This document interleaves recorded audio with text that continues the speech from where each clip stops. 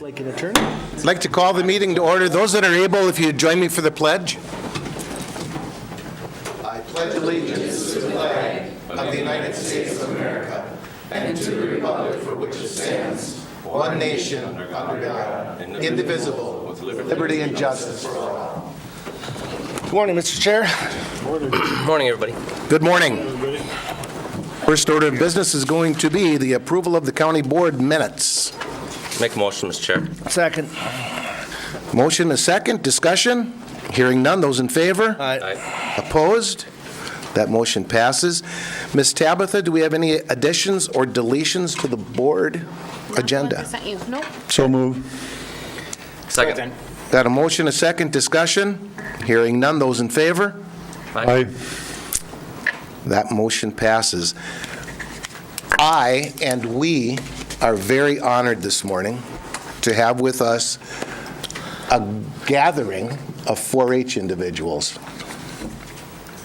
And as you might all see, the entire board has our 4-H, our new 4-H super people T-shirts on this morning. And I would ask, I'm not exactly sure how you have this figured out, how we're going to do it, but I know we have a proclamation for 4-H week. Everybody wants to come up over here. All my 4-H'er people. A wonderful gathering of 4-H'ers today. I love it. Yep. Ooh, look at the little one. Introduce myself? Yep. Clover bud. My name is Megan, and I'm the current president of our federation, and I'll read the proclamation. Whereas 4-H is America's largest youth development organization, having supported almost 6 million youth across the country thus far, and whereas 4-H has helped over 200 youth in Morrison County to become confident, independent, resilient, and compassionate leaders, and whereas 4-H is delivered by Cooperative Extension, a community of more than 100 public universities across the nation that provides experiences where young people learn by doing in hands-on projects in areas including health, science, agriculture, and citizenship. And whereas National 4-H Week showcases incredible experiences that 4-H offers young people and highlights the remarkable 4-H youth in Morrison County who work each day to make a positive impact on those around them. And whereas 4-H network of 600,000 volunteers and 3,500 professionals provides caring and supportive mentoring to all 4-H'ers, helping them grow into true leaders, interpreters, and entrepreneurs and visionaries. Now, therefore, Jeffrey Jelinski do hereby proclaim October 7th through 13th, 2018 as National 4-H Week throughout Morrison County and encourage all of our citizens to recognize 4-H for the significant impact they have made and continue to make by empowering youth with the skills they need to lead for a lifetime. I'll make a motion to approve. Second. Discussion.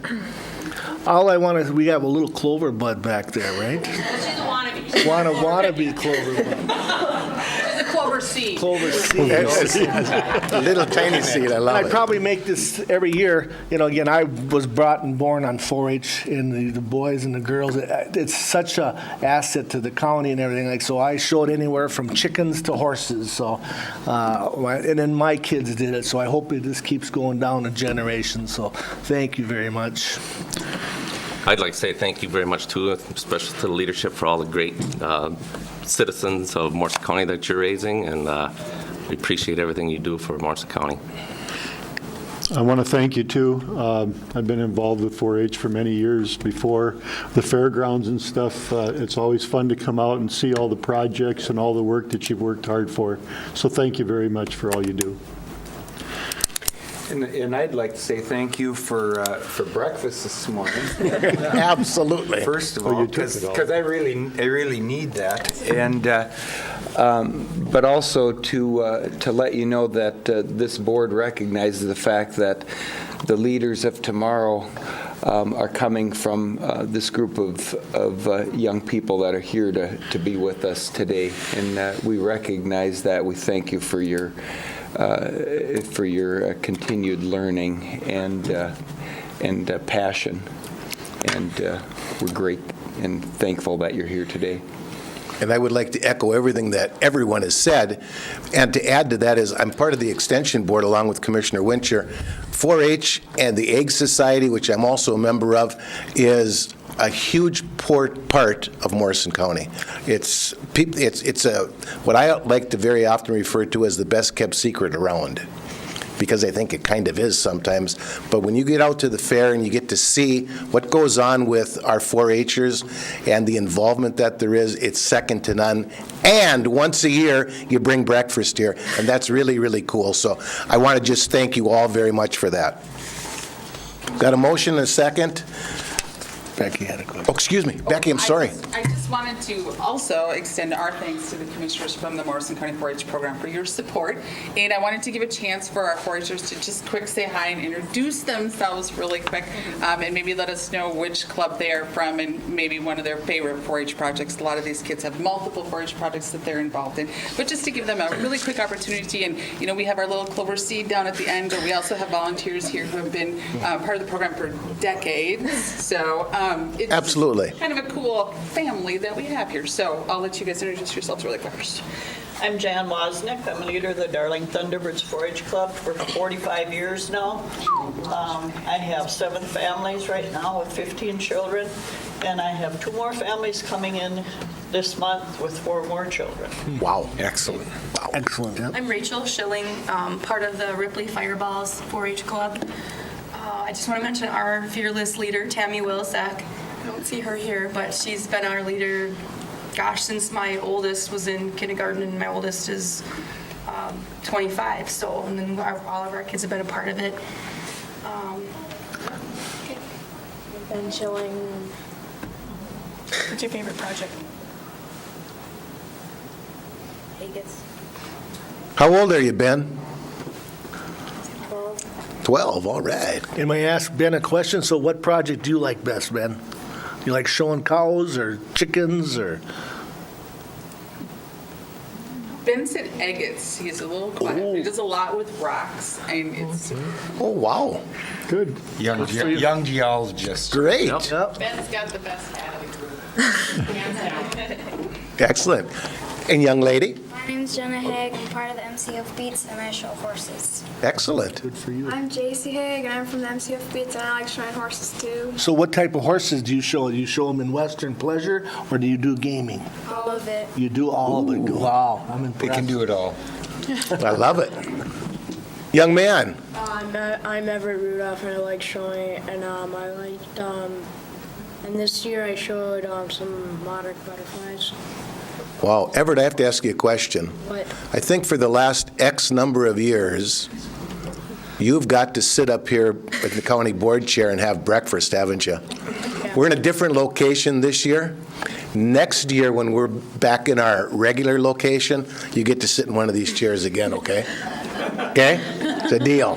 And if Remind me. And if I may, Mr. Chair, maybe we'll grow some of the people out here. So these monarchs, so do you must have to stick them with a pin and put them in a box and all that stuff, or you show them alive? I show them alive. Oh, see, back when we were kids, we had to go catch them, and then we'd stick them in the freezer, and we didn't know what happened, but we kind of did. And you'd take them out and you'd put them in these little crate or little boxes, and then you'd display them with their names. So times have changed. You're a lot more With it. Not with it, but you're more set. Or help me out here. You Environmentally friendly? environmental Very friendly. good. Ah, there you go. All Okay, right. thank you, Everett. My name's Corey Watland. I am with Livestock Legends, Shooting Sports, and Shield Goods and Crops. I'm glad Mom came along to help you today. I am too, so. I'm Jeanette Eller-Watland, and I am an adult volunteer for 4-H, and I'm also the county shooting sports coordinator. Wonderful. I'm Brenda Rudolph, and I'm a 4-H volunteer, and I'm Everett's mom, and then this is Vivian. Outstanding. Thank you, absolutely all of you, for everything. You miss me. Oh, good grief. Sorry.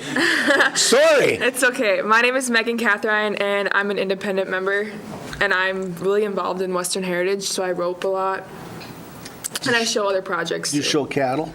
I do not, actually. That's my cousin's. She likes horses a lot.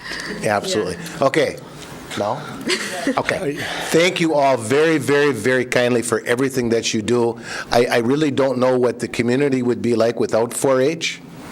I can sit here and tell everybody like I do every year, I wasn't a 4-H member. I was an FFA'er, but I was not a 4-H member.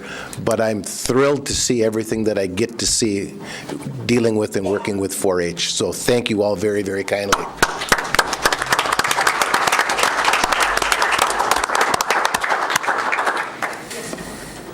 Okay, I think We need to vote. we voted. We need to And we vote. voted. But you didn't have take not. it. We voted, or you got a motion and a second? We've yet? got a motion and a second. All in favor? Aye. Opposed? That motion passes. I would like you all to stick around. We'll take a quick photograph if we can. And how do we want to do that? Photographers? We should, all of us? Okay, why don't we all stand up in front? Okay, so come on.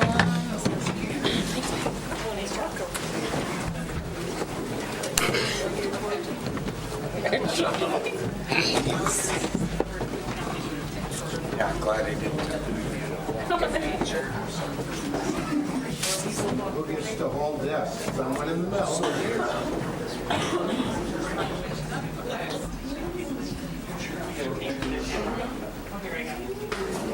think we have to get together. Come on, we can squeeze in. Ben, why don't you go over, all the way, like one down even, all the way like between the group, and there you go. Oh my goodness. Here. Mom, now are you glad she's here? You're a young man. All right, everybody look this way. Perfect. And hold on. What did you do? Make sure you smile.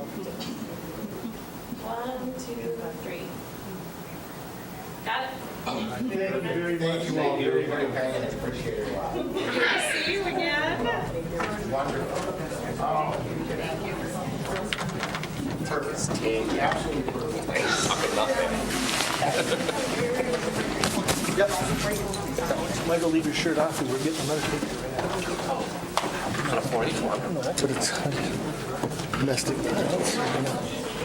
Leave your shirt on with your.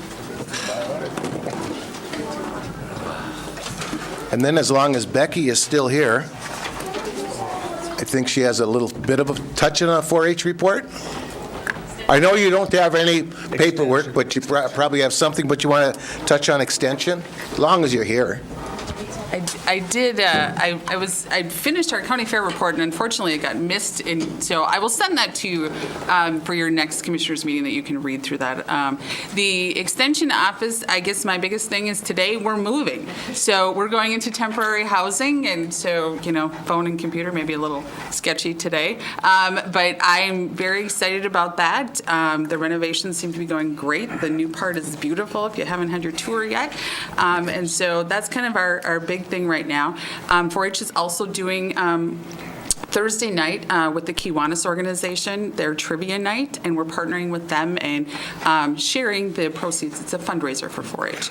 And so that's one of the other things. October is the beginning of the 4-H year, but also we're wrapping up. So our awards program, stay tuned for an invitation, will be November 17th, and we'll be having great fun celebrating all the accomplishments of the kids over the last year. And so we're doing some paperwork, financial stuff as we wrap up and start the new year, and getting kids re-enrolled into 4-H. And so it's a busy time, but we're plugging away. So, Mr. Chair, I just want to thank Becky and the rest of the extension group, because the move, the temporary location, none of that's very fun. Getting, cleaning out offices that have been compiled for a long time isn't fun, but they've been gracious and working with us in terms of changing plans kind of midstream here, but I think in the end it'll get everybody to their permanent location quicker and in a little bit more of a smooth fashion. So I appreciate the flexibility that the group has extended, and tight quarters for the next number of months, hopefully in the end it all works better for everyone. So thank you. And Becky, without putting you on the spot, can you give us a little tiny quick recap about the fair? Oh, so. You don't have to go into great detail. You The don't. the fair was awesome. If you were out there, the barns were full again. We had beautiful 4-H exhibits. Maybe checked out Ben's agate collection and rocks that he brought. The kids do a wonderful job. Gloria is an awesome support staff, and she's just like, she never comes here and she never gets credit for anything, but she does a tremendous amount of work. It was hot at the fair, which is not surprising, but a lot of kids moved on to state events, state dog show, state shoot. Corey was at state shoot. Several of the girls here were at state horse show, Northeast Livestock Show, state fair, of course. And so the county fair was excellent and transitioned a lot of kids into a lot of other opportunities for this fall, and so it was good. We had a great time. Well, thank you. Very good. And I think the next time that you come, you need to bring Gloria along. You know, I should tell her that there was a request. I think so. I do. Yes. Gloria, the fair celebrated 25 years last year, but Gloria and I had celebrated 15 fairs together, and Wow. so I bought cake for her, and somehow managed to keep it a secret with 200 kids, and it was super fun. And she said, "Oh, I'm going to get you back." She was so upset with me, but she doesn't get the accolades that she No, really should. that's right. Thank you very, very kindly. Appreciate it a lot. And Thank you. thanks again to all the 4-Hers. Thanks, everyone. Appreciate it. Next, excuse me. I know Everett said he really, really, really wants to get back to school really fast. Oh, yeah, Everett. No. Or maybe you didn't, No, oh. All right.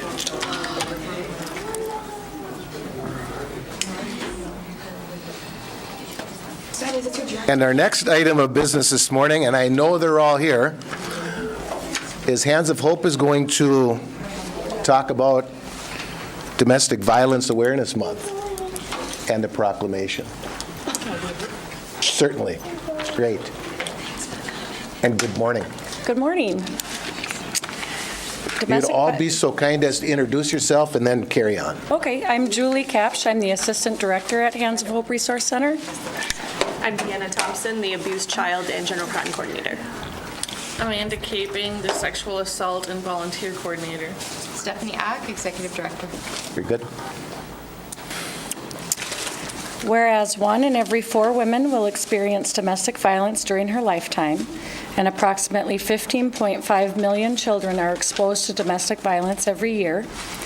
Whereas when a family member is abused, it can have long-term damaging effects on the victim as well as family members, friends, and the community at large.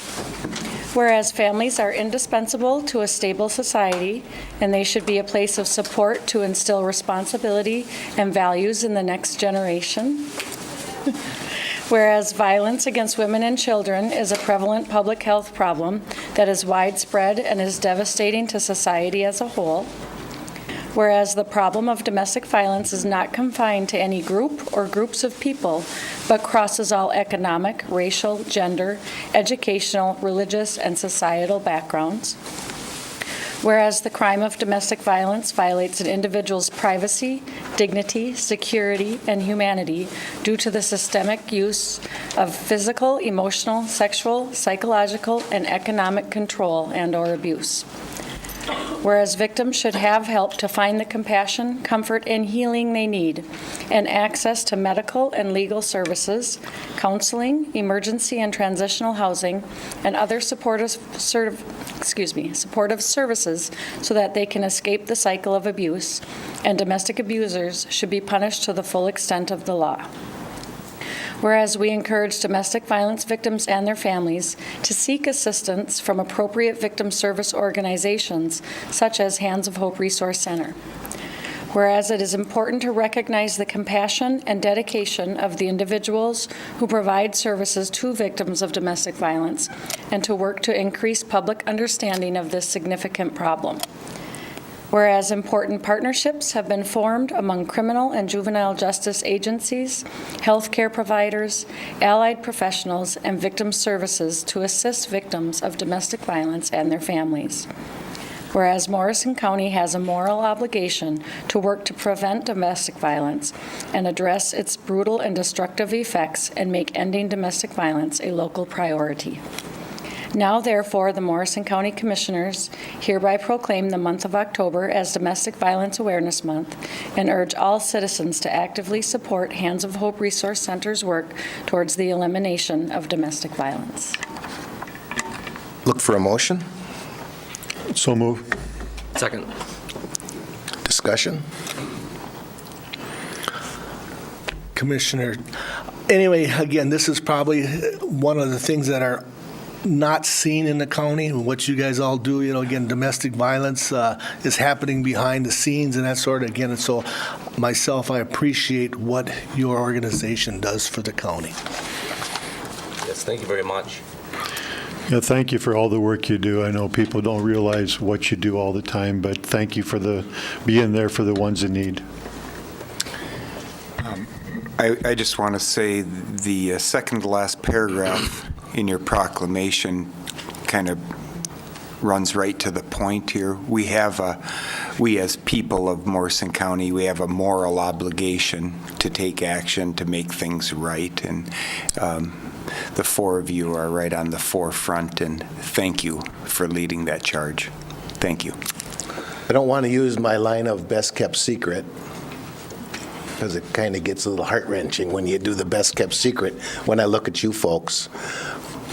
But no one has a clue what you do until someone needs your services. So thank you very, very kindly. Motion and second. Discussion. Those in favor? Aye. Opposed? That motion passes. Ladies, if you would just hang tight for a second, we'll take a photograph. Why don't this time you come up behind the commissioners? Mix it up a little. We're crazy here in Morrison County. Bring her You in, get to boys. squeeze in. Squeeze in.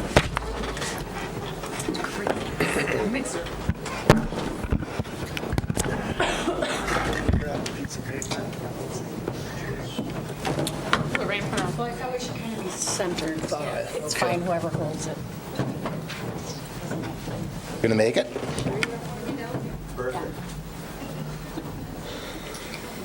One, two, three. One more.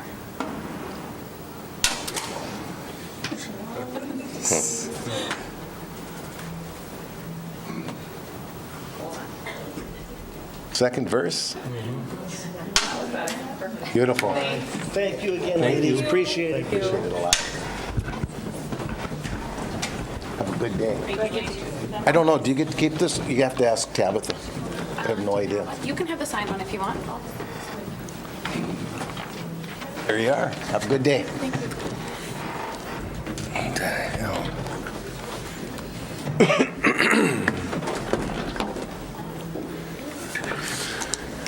Next item of business, and I did see Leota here this morning, is South Country Health Alliance. There we go.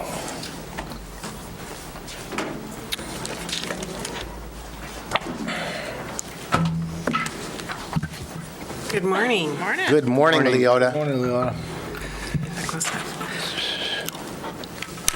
Well, with our fall round, we usually like to highlight some of the programs or services that South Country is doing, and wanted to bring some information forward to you this time on our visit regarding some of the work that we're doing around the opioid use. Well, throughout Minnesota and nationally, there has been considerable conversations about the opioid epidemic and the issues that have been arising from that. And Morrison County actually has been very, very active in that for actually a number of years already.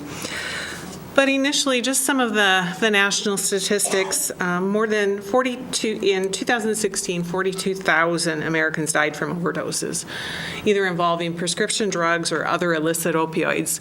And over along the side are some other stats. 1 in 15 people reported having a substance use disorder involving heroin. 1 in 41 people reported a substance use disorder involving prescription opioids. 273 people reported misusing prescription opioids in the past year, and 2,174 people reported using prescription opioids in the past year. So it is extremely prevalent. In 2016, here in Minnesota, we had 395 deaths related to opioid use. And contrary to what people may think, about half of those deaths are from prescription opioids rather than the street drugs that you would normally think of. And we have 40 people that die every day from overdoses involving prescription opioids. So again, not just the street drugs that we're looking at, it is the prescription medications that are out there in our communities that are responsible for many of the issues. So we pulled together some of the information. This is focusing on the enrollment with South Country Health Alliance, so individuals enrolled with South Country in Morrison County. And we wanted to look at what we've seen as far as patterns. So these we'll just touch on very quickly. The first slide is the 1 per 1,000 members that have received opiate prescriptions per year. So you can see over the 3-year trend, what we're very pleased to see is that trend is going downwards over the past 3 years. Morrison County was kind of up in that upper range of our counties. The next slide is the number of prescriptions per 1,000 members. Here, Morrison was a little bit more towards the center, so a number of individuals that receiving prescriptions, but the number of prescriptions were a little bit lower. But again, noticing that 3-year trend going down. The third slide is the number of actual tablets prescribed. And here again, Morrison is kind of in the middle of our counties. We wanted to look at the costs associated, and this is just the cost for the medication itself, so it's not all healthcare costs. And again, 3-year trend going down. So very, very positive results there. So then we focused a little bit on the age band. Where are we seeing this being the most prevalent? And as you can see from the slide, it's really kind of in that 30 to 60-year-old age band is where the most significant prescription use of opioids is at. And I will preface this by saying this is all opiate prescriptions, so it does include even those individuals who maybe have cancer, have had some other serious injury, end-of-life individuals who are at end of life, and opiates are being used to keep the individual comfortable. So it's the full range of use, not just individuals who may be abusing or overusing prescription drugs. Then the last one is the pill count by age band, and again, consistent highest utilization within that 30 to 60-year age range. The top 5 opiates that are being prescribed within Morrison County are listed here. We saw one of the counties that was really an outlier as far as the cost, and so we had looked at what types of opiates were being prescribed. In Morrison County, it is the lower cost opiates that have been being prescribed, so your cost isn't confounded by also using the high cost opiates. But methadone is actually an opiate that's used to treat. So what's being done? In 2018, the state of Minnesota released new opiate prescribing guidelines. So again, this has been in the news for some time, a broad issue with it, and wanted to look at what they could do to impact what was happening as far as the use of opiates within Minnesota. So with these opiate guidelines, they focused on 3 things, really wanting to look at the lowest dose and duration for the use of opiates, to really try to halt the progression from that first opiate use into chronic opiate use, and to really look at how do those that are already on opiates, and it's been more of a chronic longer-term issue, how do we really carefully manage those individuals who are on them. So in the guidelines, there's 3 therapy phases. There's that acute phase, which is that first 4 to 7 days. This is usually after an accident, an injury, surgery, when you have the most acute episodes of pain. The post-acute phase is that 45-day period following the injury or surgery. And then chronic pain is identified as pain that lasts longer than 45 days. And with this, really, the intent was to focus on that post-acute pain. This is the most significant and the most critical time to really look at how do you impact the progression of ongoing opiate use.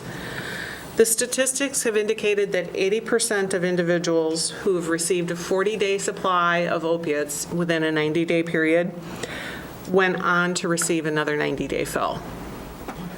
And 65% of individuals who had a 90-day fill were continuing to use opiates at 3 years. So that 45-day post-acute period is really the critical period to try and intervene. So a number of the plans throughout the state are working together with the state of Minnesota on really addressing the opiate use, really working together to encourage the use of the opiate guidelines, measuring things. But South Country has also decided to do some case management and outreach. We wanted to see if we could do some earlier prevention or earlier intervention with this. So we identified a target population on a daily basis. Essentially, we're looking at the data that we have regarding our membership and identifying that group to do outreach to. So the target group are individuals who've previously had no 90-day or no opiates within the last 90 days, but they've currently now had 2 prescriptions and they've had at least 7 days of opiate treatment. Initially, we started focusing on just our PMAP and MinCare population, so individuals under age 65. Now, in September, we expanded this program to also include our seniors and the special needs basic care population, so adults with disabilities. But our goal is really about doing that outreach, connecting members with the appropriate support and services, and to really try and impact and prevent the percentage of individuals who go on to have continued chronic opioid use. So the process that we're doing is when that target group is identified, we have a social worker is doing an outreach call to that individual. And during that call, they're assessing the individual's level of pain with them, talking with them about that. They're also, a very critical piece, reviewing safe storage and disposal of opiates, and then discussing what's kind of the follow-up plan. So it's that check-in process. If there's a subsequent fill, there's a second call that's made. And at that point, again, kind of assessing where they're at with managing their pain, asking if they've talked with their doctor about other alternatives to pain management besides opiates, discussing the side effects and risks of the opiate use, and then we do a follow-up letter to them with suggestions for other ways of managing pain, whether it may be physical therapy, massage, other types of alternatives. And then if it continues, there's a third call, again, checking in on the status, assessing that pain level, again, reviewing alternative options, offering additional follow-up calls if they feel like they're kind of struggling with this. We'll do some additional check-ins, and then a follow-up again with letters. The safe disposal is a critical issue, and so one of the things that we do is we also have what's called the Terra Packs. It's a little package that has chemicals in it that you can put the medications in it, add water, and it basically neutralizes them so they can be disposed of safely. So we send those packets out to members and make those available to them. But that's critical because it's been identified that more than 75% of individuals who misuse opioids get them from someone else.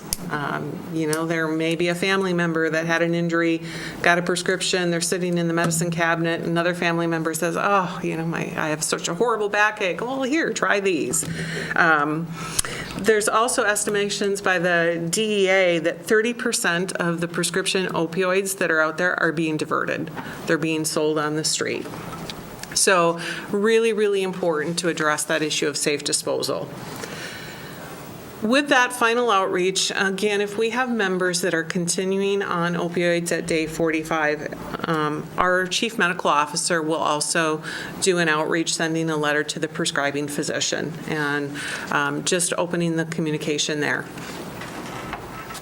So what we've seen in the months that we started this in March. The blue area in the back is the number of individuals who have met that criteria for that target population. Then the gray bar are the numbers that we've actually reached. So on average, we're able to reach about 50% of the members. We have struggles with that. Oftentimes the telephone numbers that we have are no longer in service or they've changed. So having that current information is extremely important to be able to do that outreach. And I'm on the wrong slide here. So you can see then the number of calls. The first call, the numbers are quite high. With the second call, we're seeing that drop a little bit. The third call and the actual number of letters that have had to be sent to the provider. So we are seeing that as we do those calls, individuals are stopping that use. It's not continuing into that 45-day period. So that's really looking at how do we get in on the front end? What do we do on the front end to really try and prevent that long-term opioid use?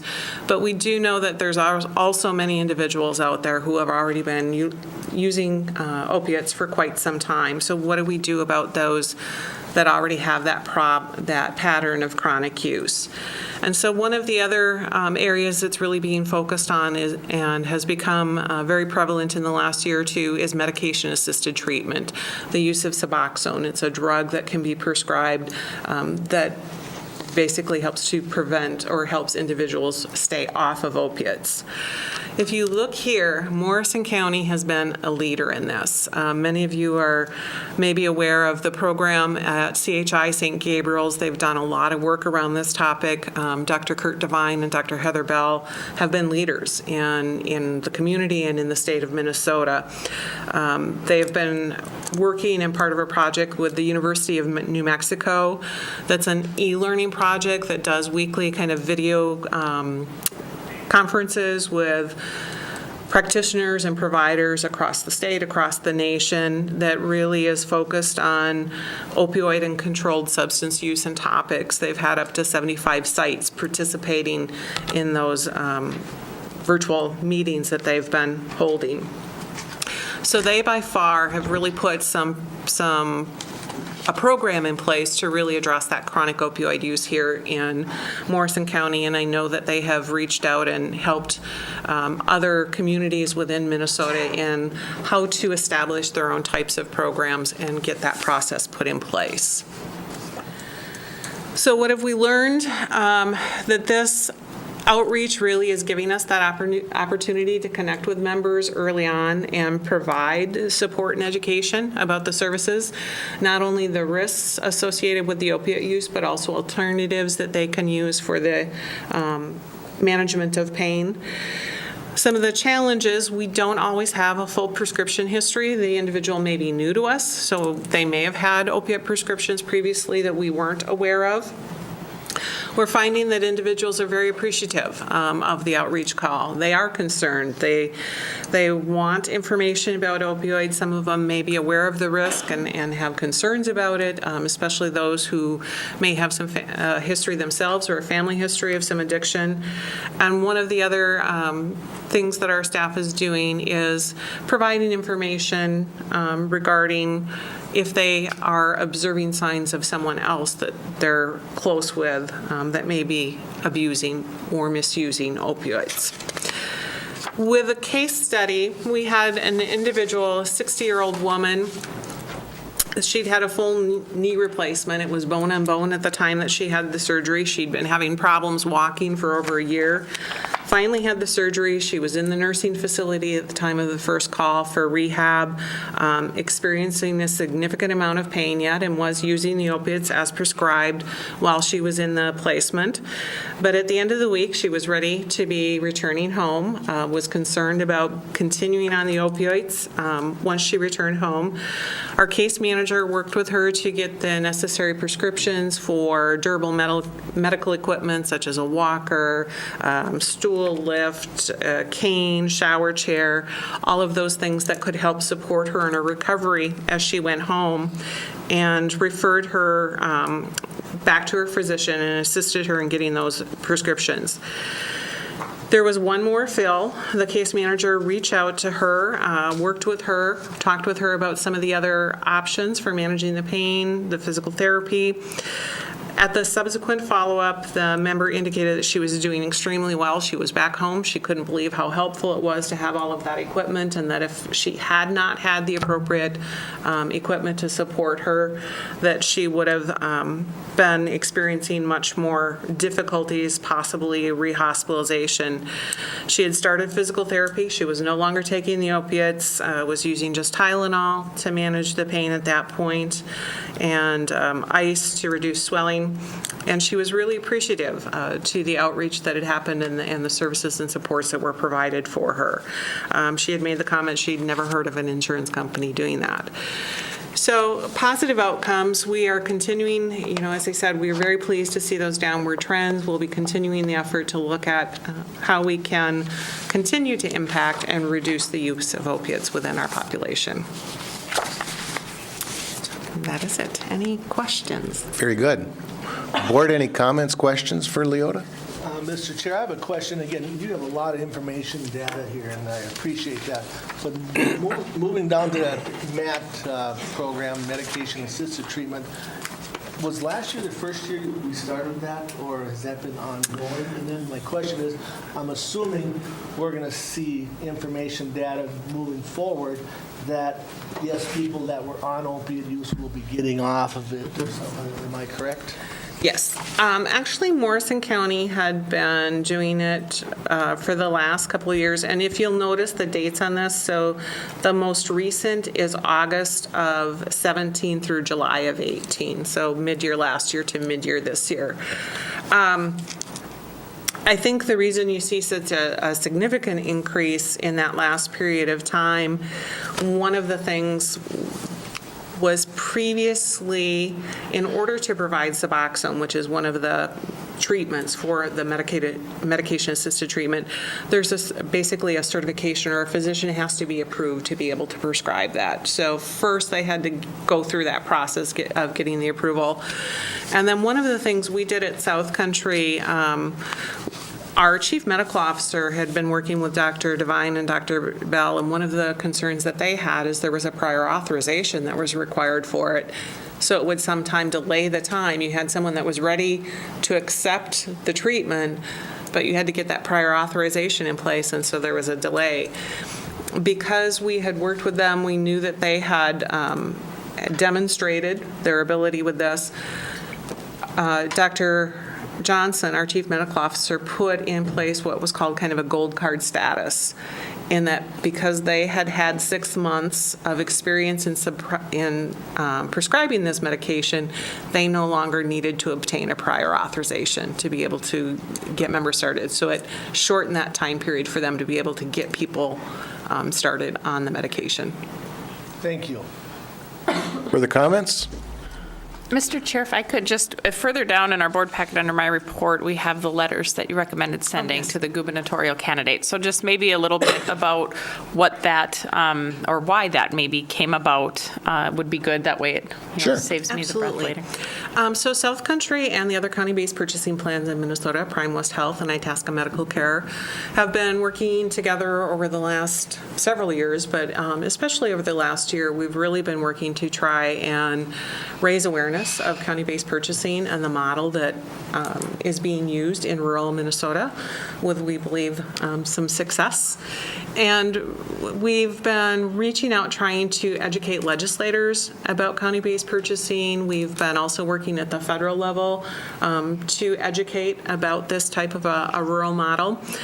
And really, we looked at, with a new governor coming on board, we really wanted to make sure that we started efforts early. And so this letter is really kind of that entry point to our gubernatorial candidates, just introducing county-based purchasing. I know both of them have a little bit of awareness of it, but wanted to do some education and outreach, but really wanted to put it on the plate so whoever is elected in office really make sure that up front we have identified and raised the issue of, as governor, we really want to make sure that you look at rural health care issues. County-based purchasing is a model that has worked in rural areas. There's interest in expanding it. There's 12 more counties that are currently exploring it in southwest Minnesota. But it's to really kind of do that introduction.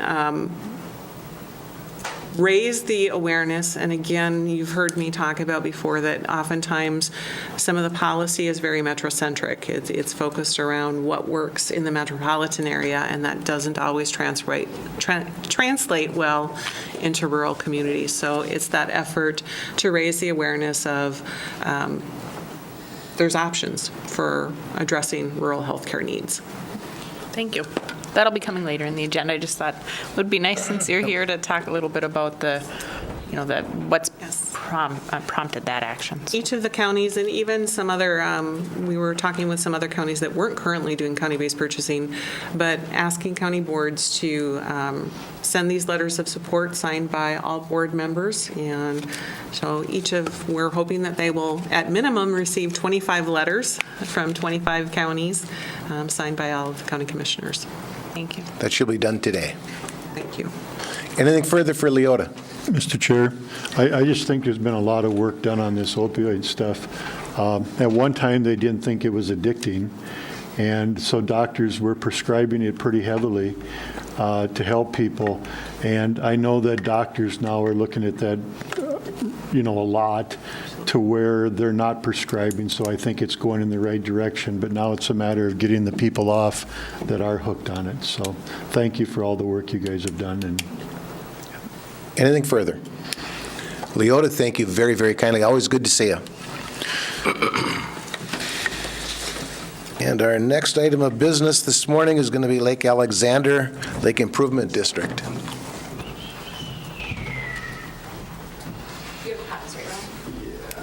This is for the board. And Ron, good morning. Good morning. Guess this is a hot seat here, huh? That's the one. Well, one of them. One of them.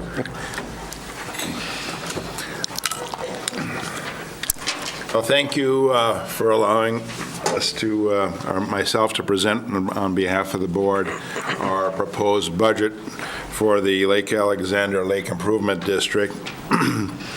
It's the first time I've been up here with the board a number of years, not necessarily here, or at the other location, and but first time presenting without Dwayne physically present. So you'll do just fine. Not a problem. Thanks. Basically, what our budget boils down to is maintaining our current balance, which we projected at the end of the year. You'll see at the top right-hand corner, $142,000. We have projected expenses of about $39,000 for next year. And given that we have 460 littoral property owners, it would amount to $85 per littoral property owner. It's a pretty significant reduction from where we've been at the last few years. We were previously at $200, but during that period, we have eliminated a number of bogs, physically removed them from the lake, and the weed management seems to be effective. We'll know better next spring.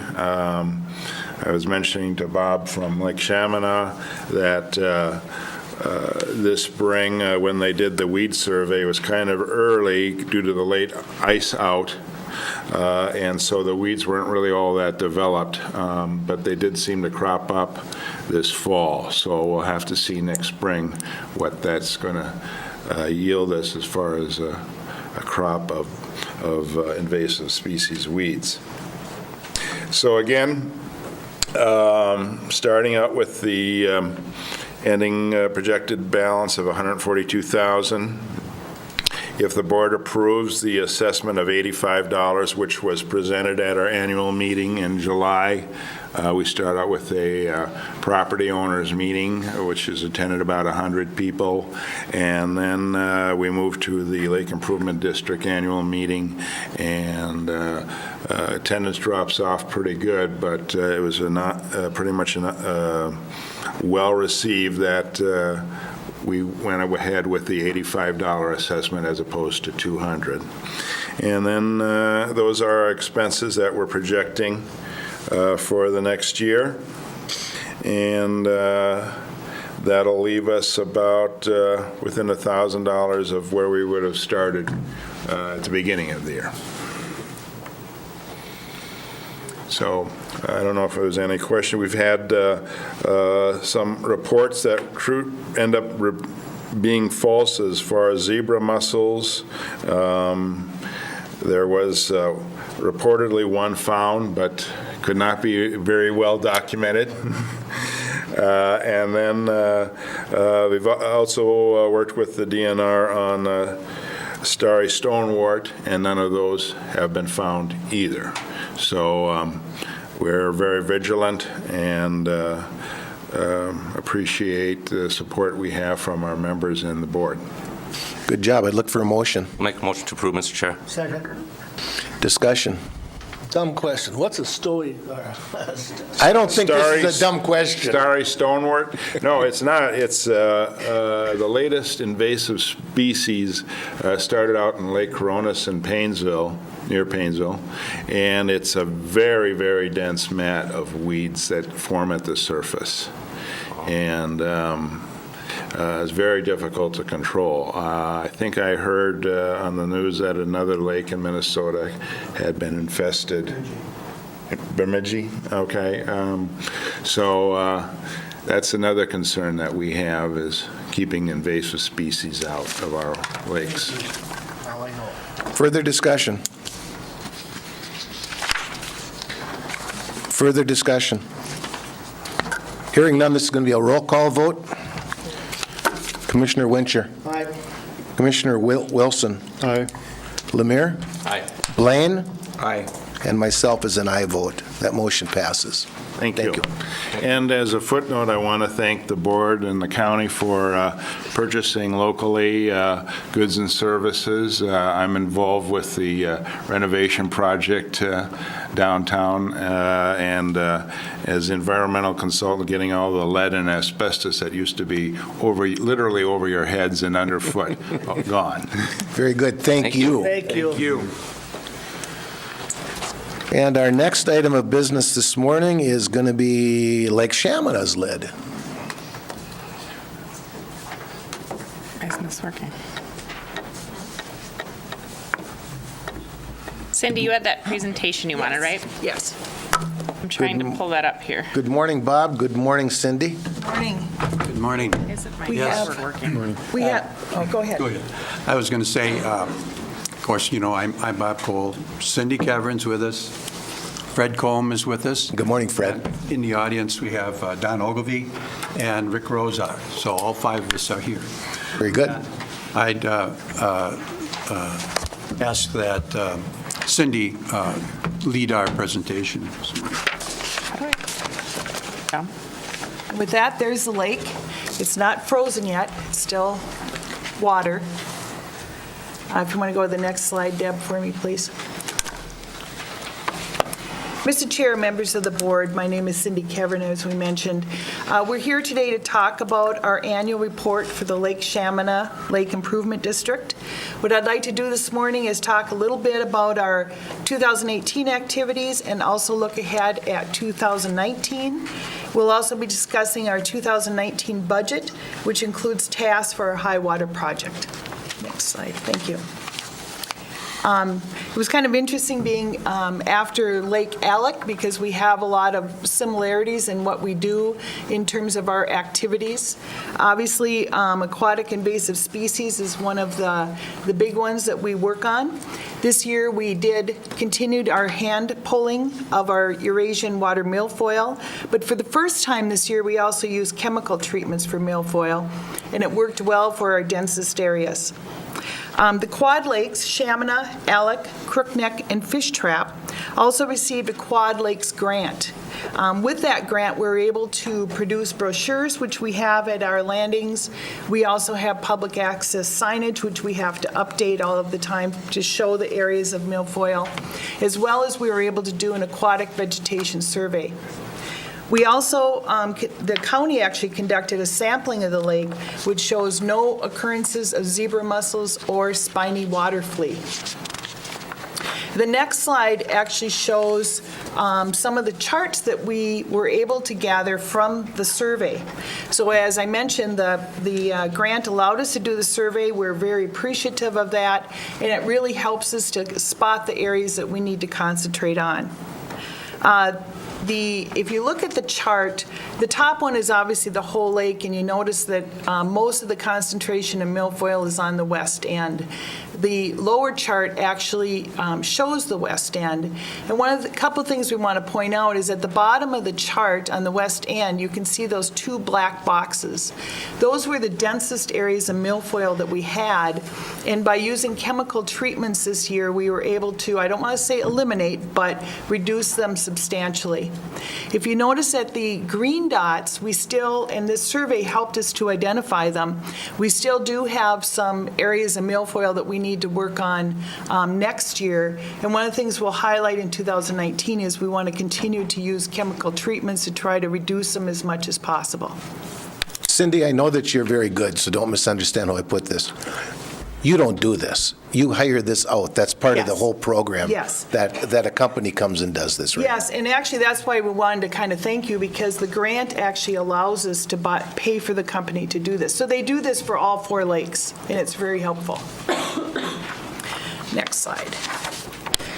So the other thing we want to highlight is the high water project. There are a number of activities this year. It's been a very busy year. We completed a feasibility report in January. We applied for a state grant to help us offset the costs.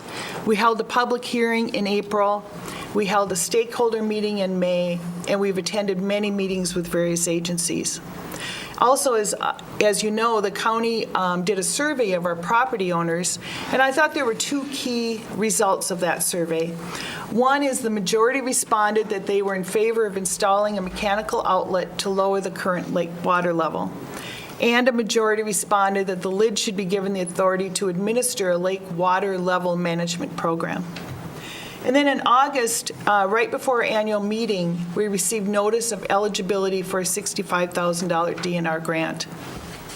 Last week at your meeting, it was mentioned that sometimes it's helpful to admit mistakes. So what I'd like to do is take a couple minutes to talk about that. As you know, as part of the feasibility report, the southwest option as a route to divert water was the recommended route for various reasons. Elevation was one. There are many that think that's a natural flow, that at one point, years and years and years ago, there was a natural outlet in that area, and that it also allows water to escape the lake at a very fast manner. We spent a lot of time this summer researching and talking with various agencies about this route. But in the end, it has become clear that support will be difficult for permitting. The northeast option, looking at a different part of the lake for a route, has always been under consideration. That option was included in the feasibility report, and we in fact talked about it at the April public hearing. And the feasibility report, I also want to mention, contains a lot of helpful and important information that can be used regardless of the option that's chosen. However, looking back, we wish we had focused our attention on the northeast option earlier in the summer. Mistakes have been made, and we have learned from them. Next chart. So the other thing that was done this year is we had an annual meeting on August 25th. I know all of you were there. Many in the audience were there. This is the result of the vote on the 3 budget items. All of the 3, I won't bore you going through the details, but all 3 budget items passed from our LID members. Next slide. Looking forward to 2019. We need to continue our work on aquatic invasive species. We'll continue to have hand pulling. We want to expand the use of chemical treatments so that if you remember the west end with those green dots, we're going to work harder on those. And we're also hoping to continue to get the Morrison County grant, which will allow us to update our brochures, update the public access signage, and then continue that surveying, which is very helpful to identify those difficult areas. The other thing that we want to work on is our high water project. And I'll talk about the budget in just a minute, but this slide kind of highlights the tasks that we would be working on. We have set a budget of $325,000. The first task that we're going to work on is a route alternative analysis. Going northeast is the primary outlet under consideration. We'll be working with DNR, Soil and Water, and others to determine the most cost-effective, feasible, and timely option.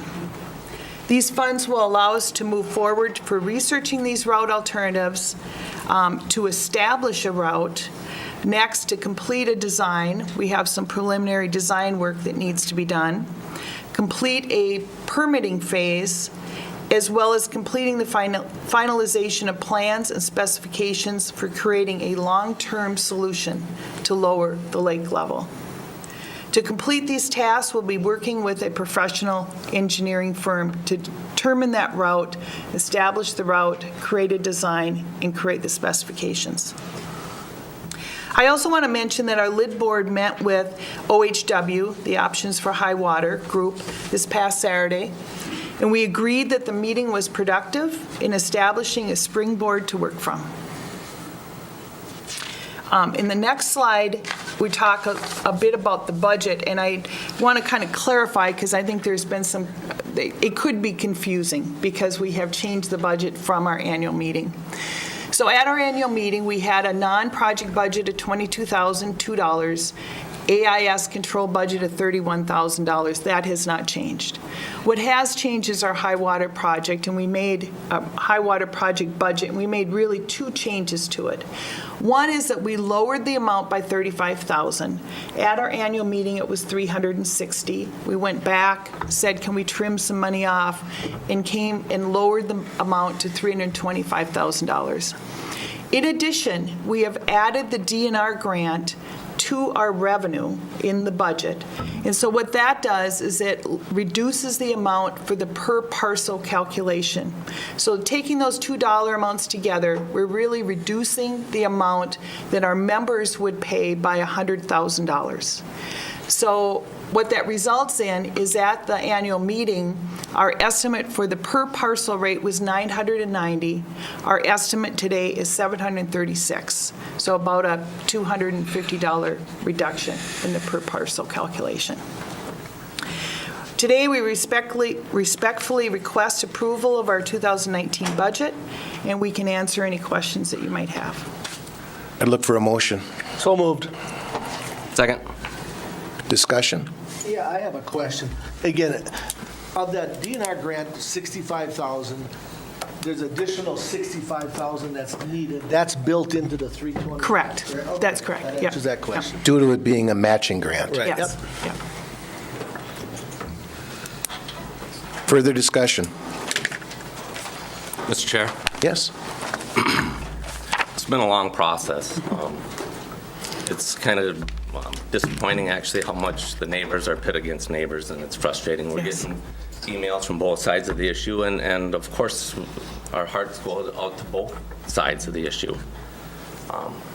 With that being said, you've held a couple elections. Usually, the support was 2-1 in favor of whatever you proposed. We took a county survey, 80% participation, 60% was in favor of moving forward with the understanding that they're willing to pay for it. The county created the LID to take care of the lake. They're a governmental agency that was given the power to take care of their lake, and I think us as individuals must listen to the will of the people. And in this process, we're going through the rules of establishment. There was brought up some issues on elections. There's brought the election of officers, the ballot problems, and the assessment formulas. With that being said, the assessments that we're looking at changing were the businesses, associations, corporations, and to assess by benefit. When I look at this timeline, step 5 and 6 is pretty much a pre-project study to come to an established project. 7 and 8 is more associated, I believe, with an established project. I think it would be more palatable for me to approve your budget with the elimination of 7 and 8, because at that time, when you do 5 and 6, you'll have a specific project. We'll be able to delegate the authority to you to move forward with that project, and it'll allow the membership to vote on that specific project. We can get the Board of Establishment amended and provide for those assessments to those businesses, corporations, associations, and those that benefit the most. So I'll be voting against this first motion to approve the $325,000 for the high water. You know, I've attended many meetings. I've talked to many people on the phone. I've stood in people's homes. Their homes, this is their castles that are being destroyed pretty much by this high water. Basements cut up, furniture destroyed, and I do feel for everybody. But I also think that this thing should be fairly administered to everybody, and with the confusion on, and you might not say it's confusion, but with the confusion of the feasibility study of concentrating to the west and going to the east, I think this is a more prudent way to do it, is to get the pre-project study done to get an established project, and then move on with the established project at that time, giving membership the authority to come and vote. And you know what? Everybody has the authority to come and vote, and if the vote is majority says yes, that's the way it is. I mean, sometimes we don't like our elected officials that we vote in, but that's the way it works. People that show up get their voice heard. So I encourage you. You know, there's petitions going around and stuff, but you know that stuff should have been done prior to the annual meetings to get their budgets passed. That's it, Mr. Chair. Further discussion? I have to agree with just about everything Mike said. I've been at those meetings. I really feel when the last vote was taken that a lot of people weren't very well informed of the other options that go along with this program. I feel for everybody on this, but I do think there's been some things with soil and water, DNR, that's looking at trying to help people that are being flooded out, lifting some rules and regulations to help the property owners in those areas. And I think I'm with Mike. I'm not in favor of this presentation right here, but I'm willing to do something. So thank you. If I may, Mr. Chairman, I'm in agreement with Commissioner Lemire, too. And again, everybody knows from the past few months how I brought the water plan into consideration. And again, that's just one of my things that I feel that you should address, and it sounds like you are addressing that. And I commend the board, the LID board, for doing that. So again, I would be in favor of Commissioner Lemire's recommendation. Anything further? Mr. Chair, my comments would be to the fact that I really feel the need to somehow slow down this process amidst the fact that there's a lot of individuals out there, staring at the high water level. But since I took office on this board in April, I'm astounded by the amount of change, the change of direction within leadership, and the change of events that have taken place in just the past 4 or 5 months. I'm really uncomfortable throwing significant amounts of money out on the table when we don't seem to have a concise understanding of really what we're going to do. And so I certainly have reservations moving forward. Cindy, I would like to look directly at you, and I would like to look directly at the lid board and thank you for everything that you've done, because you have done amazing work. Now, I realize there's a whole bunch of people that are saying, we're throwing stones at you right now, Jeff, and if we had bows and arrows, you get a whole bunch of them thrown at you. This is not an easy job. It's a hard job. But I go back to a survey that Morrison County sent out. You mentioned it. I go back to your annual meeting. Commissioner Lemire highlighted it very clearly. I appreciate someone that can stand up and say, I made a mistake. And God knows I've made plenty of them. And are able to look another direction at maybe another chapter, another avenue. The lid's doing that right now. I truly believe that. However, and I also very much respect democracy in the fact that you held an election, you held a vote. And I find it really hard for myself to say, wait a second, somebody voted for this. Now I should vote yes or no and vote in favor or not in favor of it. And that's a hardship for me. And I will tell you that I have fought with this one in the last couple of days to no end. The God-given right to vote, if I vote and my vote is taken away, why should I vote? I've heard that a gazillion times growing up from little on. Vote. Let your vote be heard. That being said, in your presentation, you've changed a couple of things. So I'm feeling more and more able to perhaps change a couple of things also. You've brought down the value, the price, the cost. $990 to $736, rough numbers. $1,000 to $750. Call it whatever you want to. Put it in whatever phrase that you want to use. I think there's a better way out there. So, that being said, we've got a motion and a second. Any further discussion? I'm going to ask for a roll call vote. Commissioner Lemire? No. Blaine? No. Wilson? No. Wincher? No. And myself is a no vote. That means that at this moment, there is no 2019 budget for the Lake Chaminade lid. Time for a deep breath. What do we do now? It's not a secret. We've talked to, you were all here a week ago, and we had a Lake Improvement District attorney, if you will, that was here. And I'm going to kind of turn this a little bit over to Ms. Gruber for...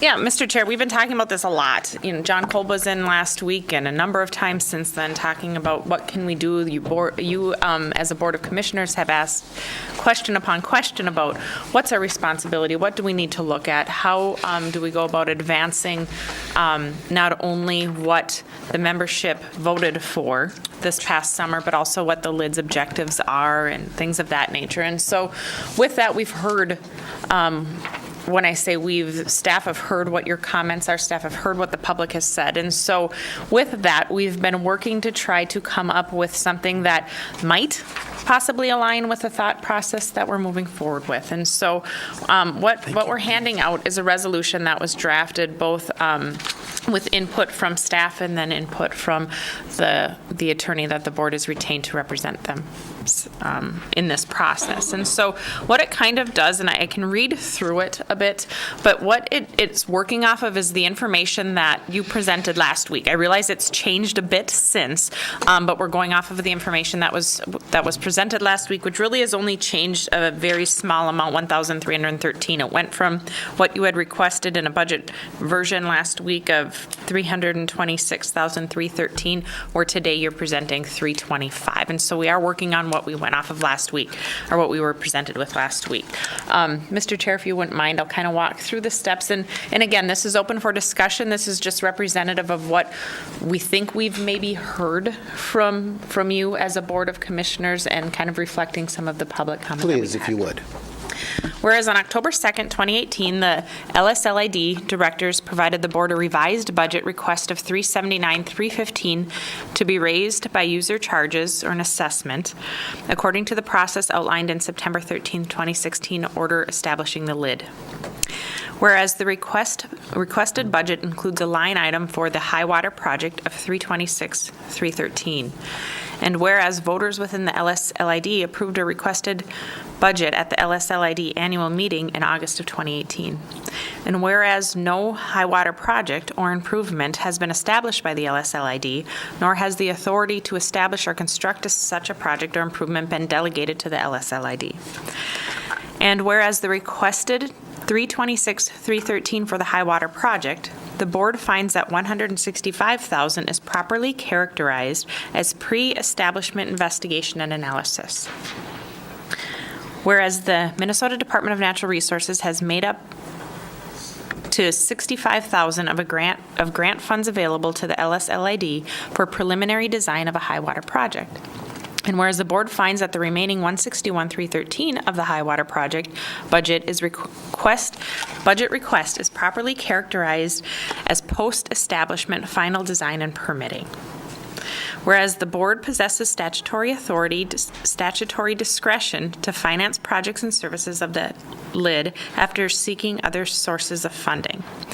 And whereas the board possesses statutory discretion to determine what level of funding is appropriate for the LID's operation.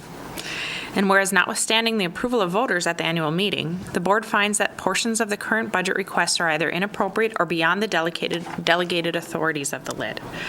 And whereas it is possible, if the LID directors complete preliminary analysis and planning within an authorized budget, the question of establishing a specified high water project could be placed on a ballot for voter approval at the annual meeting in 2019. Such action would avoid potential issues with providing funding for a project that is not established and for which authority has not been delegated to the LID directors. And whereas LID directors have requested amendment of the LID establishment order to revise the user charge structure in the LID and to expand delegated authority, reducing the requested LID budget by $226,313, $161,313 of post-establishment costs, and the $65,000 DNR grant. Avoids raising excessive revenue for user charge structure that is likely to change by amendment of the establishment order. Whereas based on the foregoing, the board finds it appropriate to certify a budget for the LID in 2019 of $153,200. Original budget request of $379,315, less the $161,313 of post-project establishment costs and the $65,000 DNR grant. Appropriate and necessary to provide for the operations of the LID, to fund existing authorized projects of the LID as approved by the voters, and to provide for adequate analysis and initial planning for a high water project.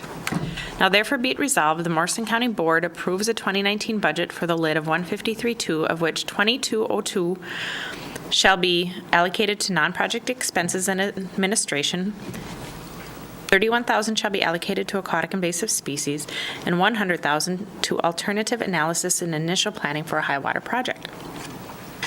So, finally, be it resolved that upon completion of the alternative analysis and initial planning for a high water project, the board recommends that the LID directors present a question of establishment of a specified high water project and board delegation of municipal powers to the LID directors for construction and financing of such a project on the ballot for voter approval at the annual meeting. So, Mr. Chair, if I could just kind of summarize what this is saying. So, if I go back to the timeline that was presented, what's been identified and recommended is that numbers 5 and 6 of your timeline that you have identified are really about determining the specifications of a project. And anything that would happen in 7 and beyond would need membership approval because it's a project that would be then identified and designated. And it would also need county board approval. And there are things that would need to happen prior to that being an option, which is an order of establishment needs to be revised as we've started that process where you have the authority then to do that. And so it was kind of surmised that is it appropriate at this point in time to fund what will be required to have membership approval again anyway, and board approval again anyway, and order of establishment revisions? And so this is kind of that breaking point or that line that the work could be done to do pre-project establishment, do all of the work that needs to be done to set that in place, and once that's been defined, then move forward with asking the membership again on specifics of a project that's been defined and been hammered out, so to speak, as to what it is you're wanting funding for. Mr. Chair, I have a question. Sure. This is kind of a fine point, but one of the things that we've wrestled with Deb Lowe is that whether or not outside funding has to be part of our budget. So I just want to make sure that even though you have not included the $65,000, that we would have the authority to spend that money and to enable us to get to the grant money. Yeah, in identifying that $65,000 in that grant fund available, yes, I would. That would be including that you have the ability to be able to utilize that. It's on one of the whereas. Part of the resolution. Okay. Mm-hmm. And then, Mr. Chair, if I can just make a quick comment. So I think you may know that I worked almost my entire career for county government. So I have great respect for the county board and the work that you do, actually. And I will accept whatever you come back with. But I do want to say, I have to say this for our LID members. One of the little things that I say is, Lake Shamana is kind of big, but it's also a pretty small community. So when you go out to dinner, there aren't many places to go. Often you see people from the lake, or I golf. And it's amazing to me how many people come up and hug me because of the work that we do. And they're hugging me not just because, I'm Cindy up there working on from the lead. It's because of what happens to their homes. So I just, I respect what you're doing, but I also want you to make you aware that it does slow the project down, and it may actually slow getting the water level down to a point where people's homes are no longer flooded. And that's the goal that we have here, and that's why we're trying to do it. Commissioner Blaine mentioned slowing it down, and perhaps we have kind of things going at counter speed because we're actually trying to speed it up to help those people out. Discussion. Excuse me, maybe I should ask for a motion. I'll make Excuse a me. motion, Mr. Chair. I'll second it. And I apologize for that, but discussion.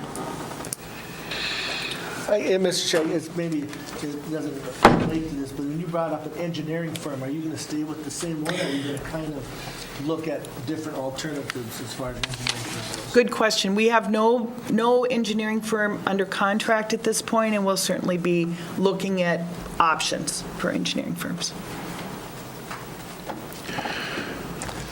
Mr. Chair. Yes. I'd just like to say thank you for all you guys do, and I'm pleased to hear that you're working with that other group. There's like 3-4 groups now out there with all different goals in mind, but I hope that you all can get together and come to an agreement on what's best for your lake. I truly do. And I guess I need to comment right off the bat because I brought up elections, and they're near and dear to me, as they are to everybody here. But I think there might have been just a little bit of miscommunication by whomever. It doesn't make any difference. We really can't vote on 7 and 8 because we really don't have a plan that is before this board. Thus, 7 and 8 probably, in hindsight, wouldn't have been voted on at the annual meeting because there is no project that is identified, which, to be quite honest with you, after fighting with this personally, and I have fought with it hard, I can honestly say that I believe I'm doing the right thing by supporting the resolution that Ms. Gruber just read and going against a vote that was taken in August, being very honest about it. Up until not very long ago, I was supporting 300 and whatever it was. And I went from not supporting it to supporting it based upon there was a vote taken. I can comfortably support the resolution that was read and the motion that has been made. And one other question, maybe this is to address our attorney. In your budget note, you have it shows per partial rate is estimated at 736. Obviously, if this would go through, the partial per would go down. Is that something we'd have to have in the resolution? Yes, no? Nope, it's identified that it would be calculated based upon the current order of establishment formula. So there doesn't need to be a number in there? Nope, we don't have that right now.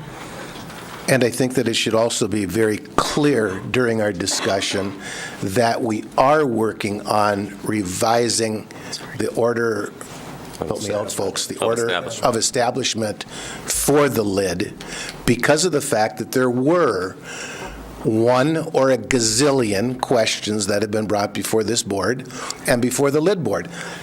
I'm not throwing stones at anybody, and I realize I'm probably having some thrown at me, but I'm not throwing them at anyone. It's a tough, stinking job, simple as that, to do what you're doing. And you know what? Sometimes you go across the yellow line, but you bring it back into the driving lane. So, further discussion. Mr. Chair, I just feel very strongly, the people that are being flooded out, I understand where the problem comes in, and I'm sure that all of you would like to fix that problem real easily, but that's not that easy. I think what we've done here today is we've still given some money to find a project. If we would have voted down no money whatsoever, you'd leave here today not being able to do anything because you have no money. I think it's very important that all the groups get together and figure out a plan that works for your lake. I know I've heard the comment that everybody should fix their own problem. The problem is with water, it's not just my problem. If I fix my problem, I push the water to the neighbor's problem, and there's a lot of other things to look at. So I really want to help you solve your problem.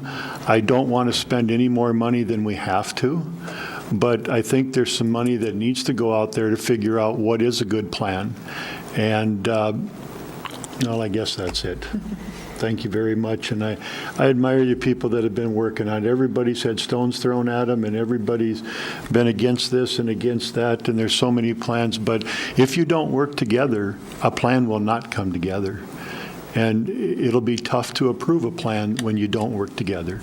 So you need to figure out a way to make this all happen and something that's feasible that works for everybody.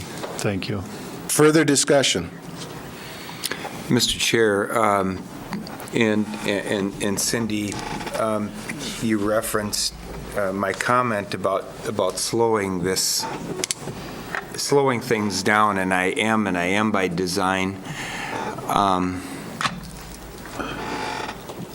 But I'm not. I don't want to sit here and talk about throwing stones or about division.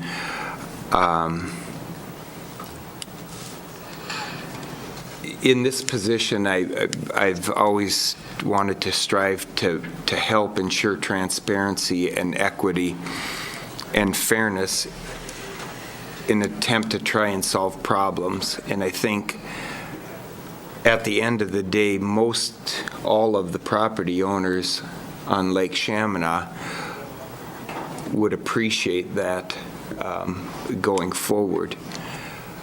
I try to look at things from more of a glass half full perspective and try and look at things that are positive.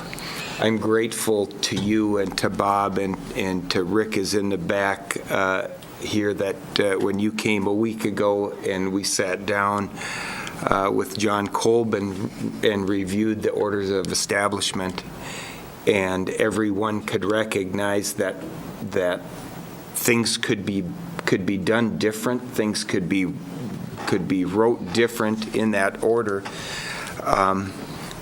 That would help ensure those things like equity and fairness and transparency. And I think that was a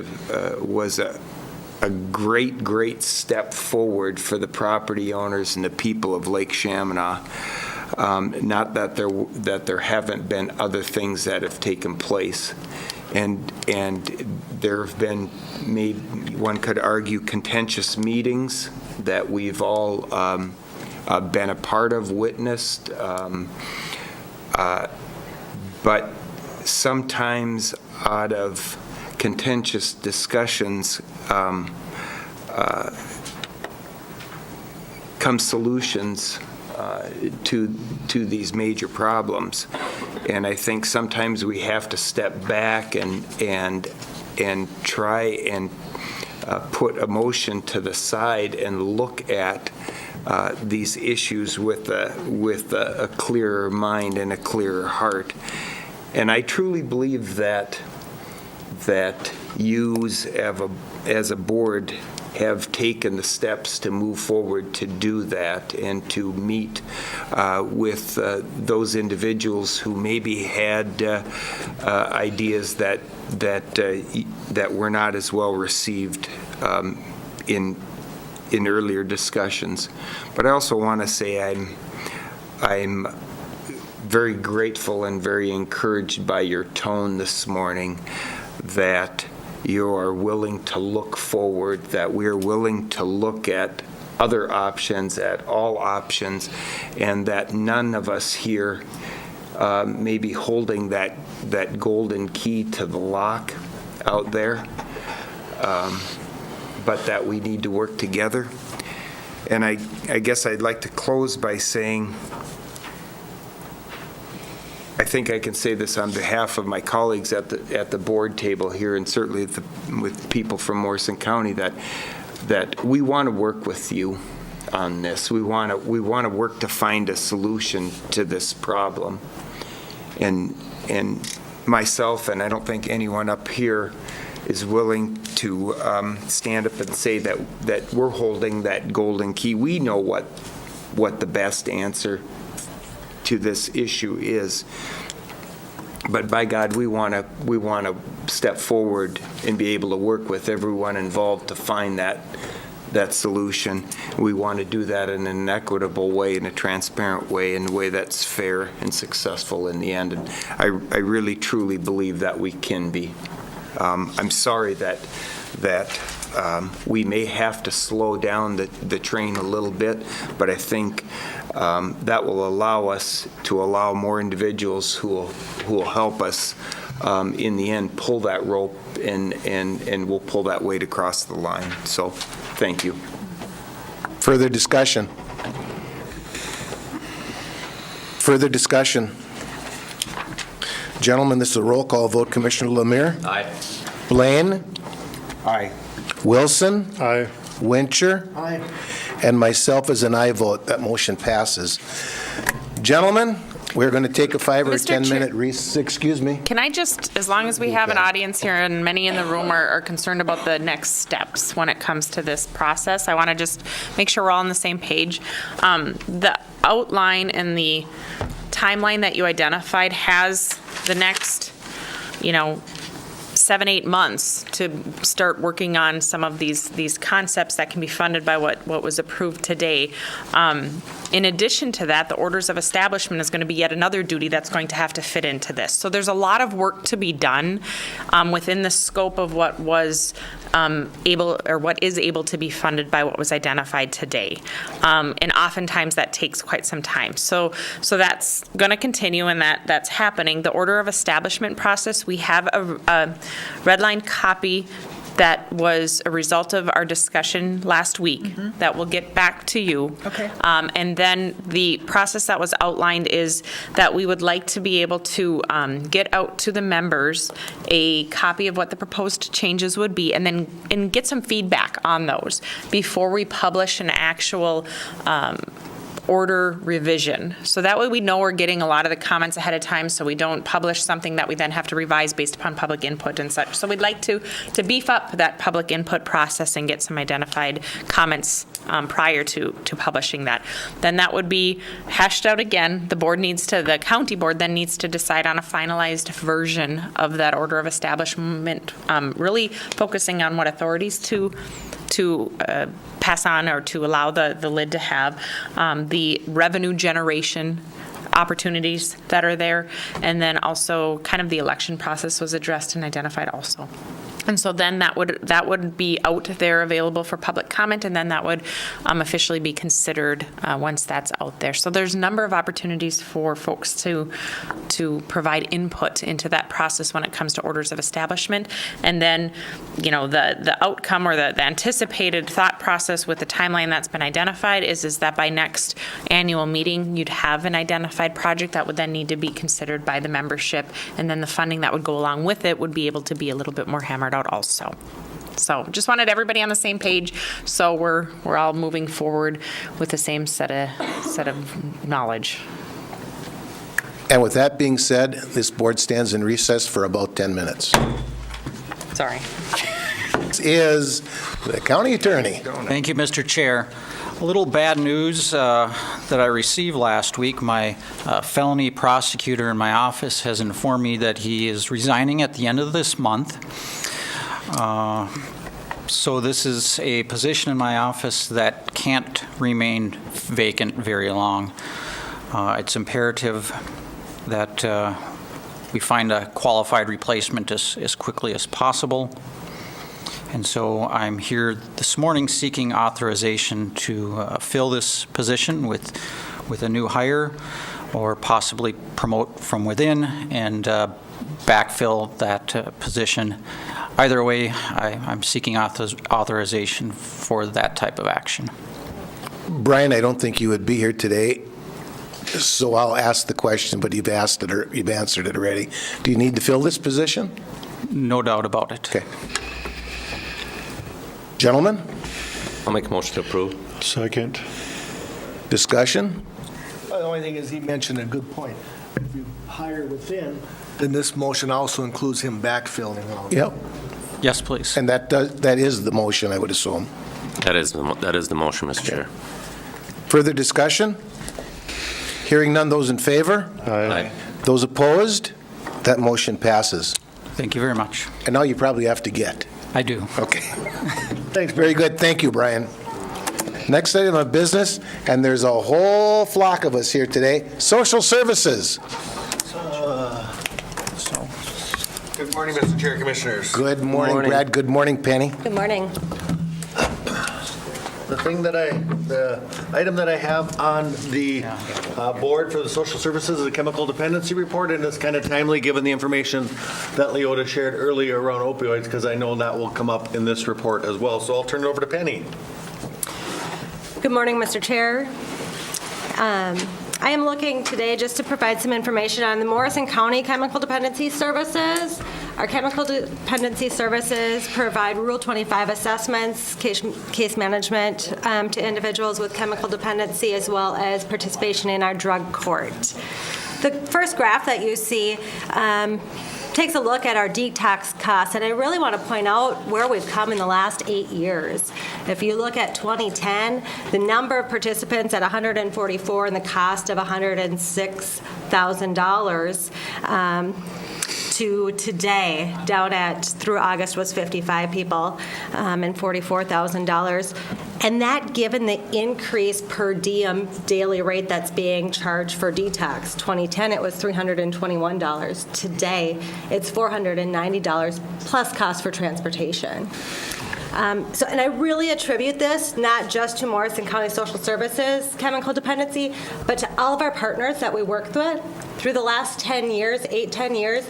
Look at all of the different programs and services and collaboration that's happened across our county with different programs and entities and partners that have really focused on this situation. Penny, I know this is your first slide, so I hope that there's not, I won't continue this, I hope. But can you explain detox costs? And when I say that, 2010 to 2018, I understand your graph. Is that all of Morrison County's detox costs? And I'll go on to say, it's 2 o'clock in the morning. Law enforcement locates person X. It's deemed that person X goes to detox. Somehow or another, transportation is fixed and that person is taken to detox. And it's 10 o'clock in the morning and perhaps someone walks into social services and some process is taken again. Is this all detox of Morrison County? Is that a fair question even? I think it is. I hope it is. Yes, so these are all the individuals that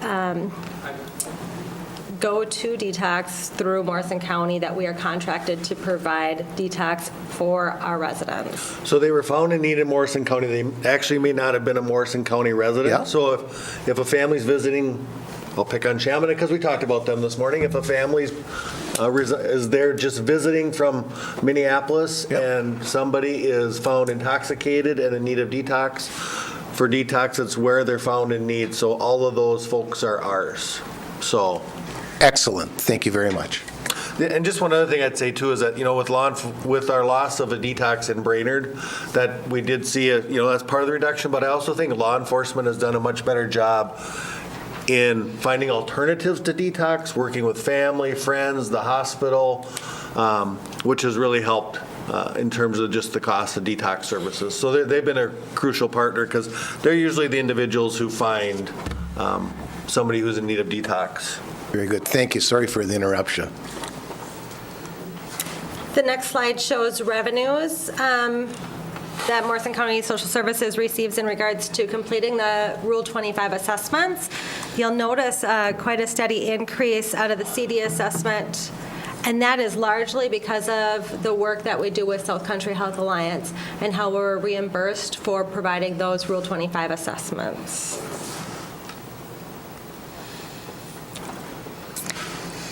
Looking at caseload sizes, you can see a steady increase in the opened cases and those that remain on case management. I would expect and maybe anticipate that with the new jail social work program that we are implementing, that we would continue to see these numbers increase, getting ahead of things instead of as reactive. I just quickly wanted to note that we, with the loss of the Ground Zero sober living environment in 2017, we continue to feel that loss in our community of not having that transitional entity here for individuals. A little bit about the legislative change, just highlighting that there is substance use disorder reform occurring. I'm sure that you have had some information on that. The reason for that reform is really to provide a more direct channel to treatment. It is looking at changing from Rule 25 assessments to a comprehensive assessment. And it also including adding care coordination as a service option, as well as peer support service options. So hopefully those last two bullets will really provide support to some of those who've experienced chemical dependency issues, and that's probably the best change around the SUD reform. The others are a little worrisome, but I think if we can really build our services around those two new services, I think it will certainly help in terms of those who are experiencing chemical dependency challenges. Some of this last information I pulled off of our Danes report that is provided to us annually.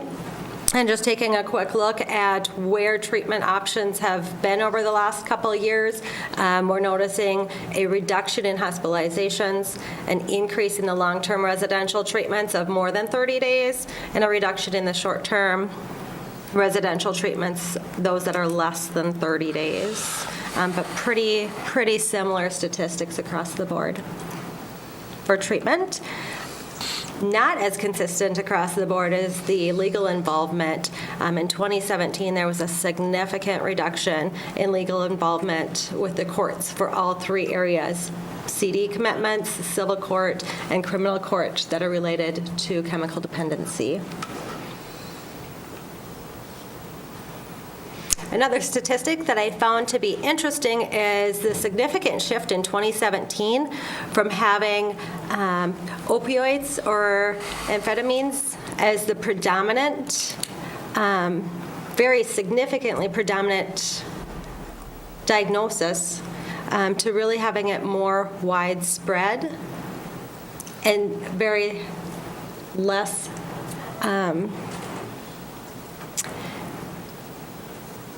really having it more across the board, just not these three drugs. We're not just looking at alcohol, we're not just looking at opiates, we're not just looking at amphetamines, we're looking across the board at many other things, but a reduction in the overall number of people identified.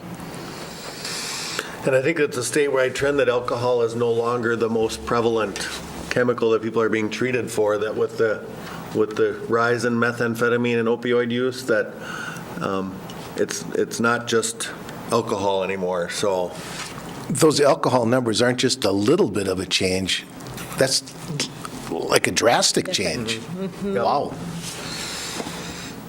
And as I said, I think we've been hearing that from our counterparts across the state in terms of what people are going to treatment for is definitely changing. Wow.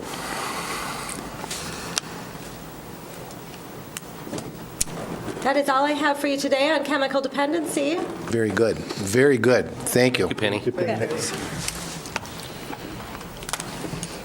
What else do you got in store for us, Brad? Nothing on the social service side. I'll change hats to the public health report. Okay. And one of the important roles that we have and the board has allowed public health to do is we've been delegated responsibility for environmental health by the state of Minnesota. So we're responsible for looking at businesses, establishments, and determining their ability to serve food, beverage, and lodging. So Sarah and Michelle are here to talk a little bit about the level of service that we provide in the community. So, Good morning, Sarah. Good morning, Michelle. Nice to see you both. So first, we want to start off with what is an environmental health specialist or sanitarian. And so the primary purpose of this position is to ensure compliance with health and safety laws and rules pertaining to food, beverage, and lodging establishments, our mobile home parks, our camping areas, our youth camps, our schools, our public swimming pools, and making sure that they meet Minnesota Department of Health guidelines. And so we license, our county, our public health agency, licenses and inspects the establishments provided for all of these establishments to ensure they meet Minnesota statute and rule.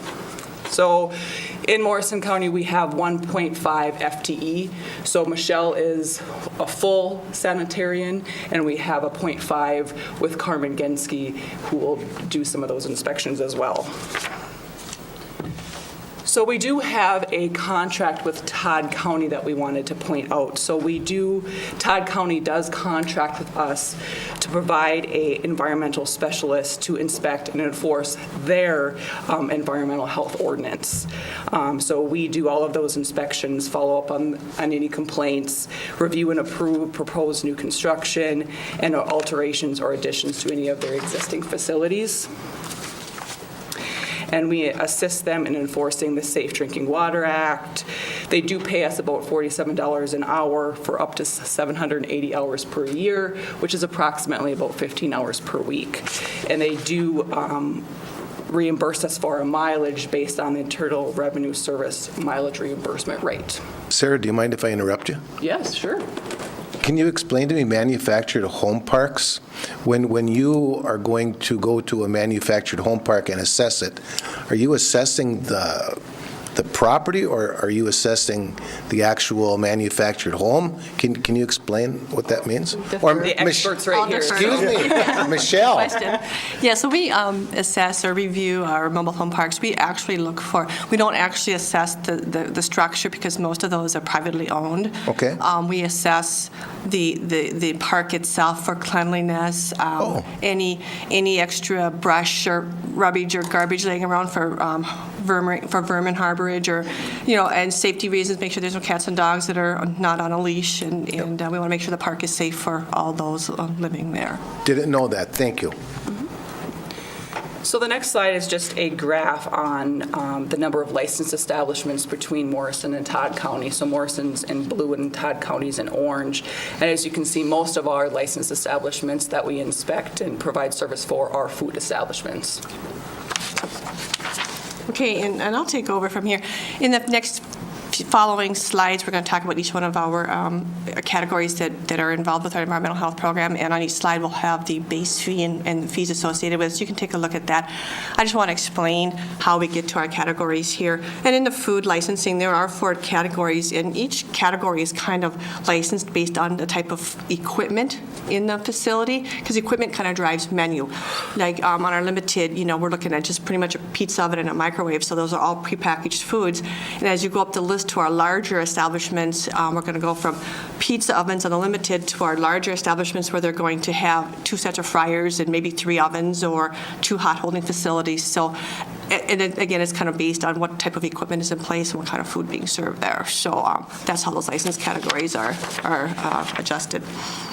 When we go out to do our inspections of these food facilities, we do what we call risk-based inspections, and we're looking for factors that could potentially be introduced in pathogens introduced into our food, and those risk factors have been identified as dirty equipment, temperature abuse on the hot and cold holding side, unapproved food sources. We're not getting our food from our commercial distributors. Our cooking temperatures, are the foods being cooked to the proper temperatures to ward off any of those pathogens? And of course, hand washing is very important when it comes to protecting our food preparers. And also, there's a cross-contamination with raw products with our ready-to-eat foods. You don't want to be touching ground beef or chicken and then turn around handling buns and lettuces later on without properly washing your hands beforehand. And if we do find these items out of compliance, we sit down and we offer up suggestions to the owners on how they can comply in the least expensive way and how to do that so everything is protected. And not only do we do risk-based inspections, that's our focal point. Then we'll move on to do what we call retail practices, our food storage, cleanliness. We want to have an overall clean facility. And then again, we also review plans for any remodels or new food establishments coming into the county. We'll talk a little bit about our fines and re-inspections. Fines, and I think you've seen some of those, fines are assessed upon a violation being written for the 3rd consecutive time. And there are 2 categories we call critical, and those are the ones that could lead to food contamination. And those are $50 a piece, and non-criticals are $25. Re-inspections, we have a policy that if on a report we have got more than 10 or more non-criticals or 5 or more criticals, we will do a reinspection 30 days later. And should that reinspection not be satisfactory, we'll do a second follow-up inspection, and this is where we assess our reinspection fee to the establishment. Pools and hot tubs, again, you can see the base fee and what the fees are. We do check our pool chemistry. We check our water to make sure that there's proper chemistry or disinfectant levels, so to ward off any of those waterborne infections. Pool safety, we check our stairs and rails, make sure they are tight and secure. Again, cleanliness of the pool deck and of the locker rooms, and we want to make sure that these pool operators have their records on board too and are daily kept. Mobile home parks, good question. We just alluded to this earlier. Cleanliness, safety concerns, appropriate spacing, backflow prevention. So protect our water source. Youth camps, the fee is based on occupant size, as you see there, so there's 3 different categories there. Here again, when we inspect our youth camps, we do a food service inspection, full-blown kitchen inspection like we do with our eating establishments. Lodging, sleeping facilities, we look for proper spacing. We want to make sure that there's 2 fire exits for our campers and our campers to be have access to.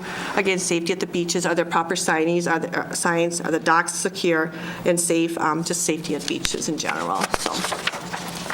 We do have a public water supply delegation with the drinking water protection of the Department of Health, and we do annually on our establishments that have private wells collect water samples, and those samples are tested for total coliform and nitrates. And this past year, we've done 65 wells in Morrison County and 64 wells in Todd County. Along with that delegation agreement, we need to do sanitary surveys, and this is where we review our wells to make sure that the casings are not damaged, the caps are tight, the system is secure. Part of that survey also includes what we call inner wellhead management. That's the 200-foot radius from the well casing. We want to make sure there's no potential contaminants being stored there. For example, septic systems, fuel barrels, chemical storage. We want to make sure that there's no potential for groundwater contamination there. Okay. Number of inspections to date. You can see that, of course, most of our food inspections, it is higher than everything else. So we have 128 inspections in Morrison County. We did 73 food inspections in Todd County. Both counties have the same number of youth camps, so that's 2 apiece. Lodging is very, very comparable too. So again, we have several inspections to do yet, but to date we've got those done there. Other licenses our department issues are the vending licenses. We have 6 vendors with 75 licenses issued amongst those 6 vendors. And our special events, we've issued over 100 food stand licenses and then 3 special event camping licenses. If I may interrupt, when you do these licenses, if Todd County needs a license, do they come to Morrison County or do they get their licensing through Todd County? Which license committee? The vendor. No, the vending license, no. Todd County's special events license applications are reviewed by us, because that's part of our delegation, and then we say, yes, okay, go ahead and issue it, then Todd County goes and issues their own license. And that's all licenses? Or, I mean, they'll issue their own food licenses? Yes, they will issue their own food licenses, right. Yep. So the next slide just talks about our alcohol licensing fees, for each establishment, if they were to obtain one of these types of alcohol licenses, how much those costs are for that establishment. And as you can tell, our liquor on-sale license is the most expensive. So the next slide just shows how many different establishments have these different kinds of licensing types between July of 2018 to June 30th well, it should be 19, I would imagine. That doesn't look right. So as you can tell, 22 bars in our county have intoxicating liquor licenses. And so we just threw a little example of what an establishment might pay based on alcohol fees. So if they obtain on and off sale liquor, it would be $2,000. Their Sunday sales would be $200, so they'd have a $2,200 licensing fee for their establishment. Next slide is tobacco. So we do have 35 tobacco licenses that are valid from February 1st, 2018 to January 31st, 2019. The license fee amount is about $70. We did have 3 business owners who paid an $11 late fee, and so our total revenue for 2018 was $2,483. So Michelle gave you a great overview of what they do on a daily basis, but there are certain things that come in from the public that we deal with as well, and so we put down a few of those random calls that we might receive, and they can be mostly around radon, mold, rodents, bugs, water quality, or any other kind of complaints. The most interesting to me is the bugs. The other day they brought in a bug, and these guys were down there with their microscope, and I'm like, what are you guys doing? But so. And then she ran out of the room. Right. When they found it, they told them. I ran out screaming, that's not my job, so. We also, between social service and public health, get reports on hoarding, people who tend to hoard, those dirty houses, generally the older folks. Is it safe? Not safe. Unfortunately, there's not a lot of good resolution to those calls, given a person's ability to kind of do what they want within their own home. And so, but that's also one that's not on here that we get. So give me an example. What do you do? What do you do? I call and I talk to Sarah, I'm making this up, of course. Sarah, I know somebody that's a hoarder, in my opinion. I just pass the buck. What happens? I think it becomes quite difficult because typically we do not get involved unless it's sort of a vulnerable adult or a child protection type situation where the person's at safety risk. So it's a... Totally agree. There's really not a lot, I guess I'm speaking for myself, there's really not a lot that government is stepping in to do if somebody is a hoarder. Yeah. I think then what we they would can do that as long as it's the health and safety is where. Yeah. And from a public health standpoint, it has to affect more than just that homeowner. Very good. And then from a vulnerable adult standpoint, they have to meet the vulnerable adult definition. So. And our agency would just assist those agencies in determining what would need to be cleaned up to meet safety standards. Absolutely. Very good. So on the next slide, it talks about our revenue. Blue is our projected revenue, orange is our actual revenue, and I went from 2016 to 2018. 2018 is just through July. It's a little bit skewed because most of our revenue comes in December based on our license renewals, and so we don't have a lot of our revenue in yet, so you'll see. So that is why that's looking low for this year right now. And these are our expenses.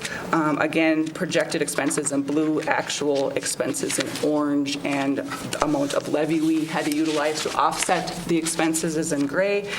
Again, 2018, our expenses are high and our revenue's low right now. I explained the revenue piece, but our expenses are already almost finished based on the fact that we've done most of our inspections for the year. So once the revenue comes in December, those two things will offset, and then we'll know how much levy we need to utilize. Certainly. The levy for Todd is what they levy to offset that?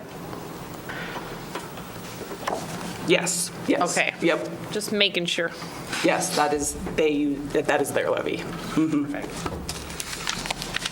So again, this is really the first time we've been able to bring kind of this full environmental health report to the board, so we covered a lot of areas. I think as we've talked about before as commissioners, it's one of those local faces for our business owners and establishments. One of the other things that we do when establishments are remodeling or being built, they can call Michelle or Carmen and talk about the structure of their kitchen. Piers is currently going under a kitchen remodel or a kitchen construction, I'm not exactly sure, but they've talked to Michelle and Carmen a couple times to make sure while they're designing and developing it that it would meet standards. So that's really the local face for our community. If we weren't here, they would be speaking with somebody at MDH, and so commissioners have made a decision that they wanted a local face for this particular program. That decision was made years past, that a local face be available. Yep. Yep. So Very good. Any other questions for? Very good. Gentlemen, questions? No, thank you. Very good. Thank you. Good report. Thank you both very much. And then I have one other RBA, and that is for approval of a new establishment owner license for Kip's Cafe in Swanville. It was Uncle B's, and then it switched to Sweet Common Grounds, and now they're moving to Kip's Cafe in Swanville. And so looking for a motion to approve the new owner establishment license. Gentlemen? So move. Second. Discussion. Excuse me. Discussion? Hearing none. Those in favor? Aye. Those opposed? That motion passes. Thank you. That's all I have this morning, Mr. Brad, Commissioner. thank you very, very kindly. Appreciate it. Next item of business this morning is land services.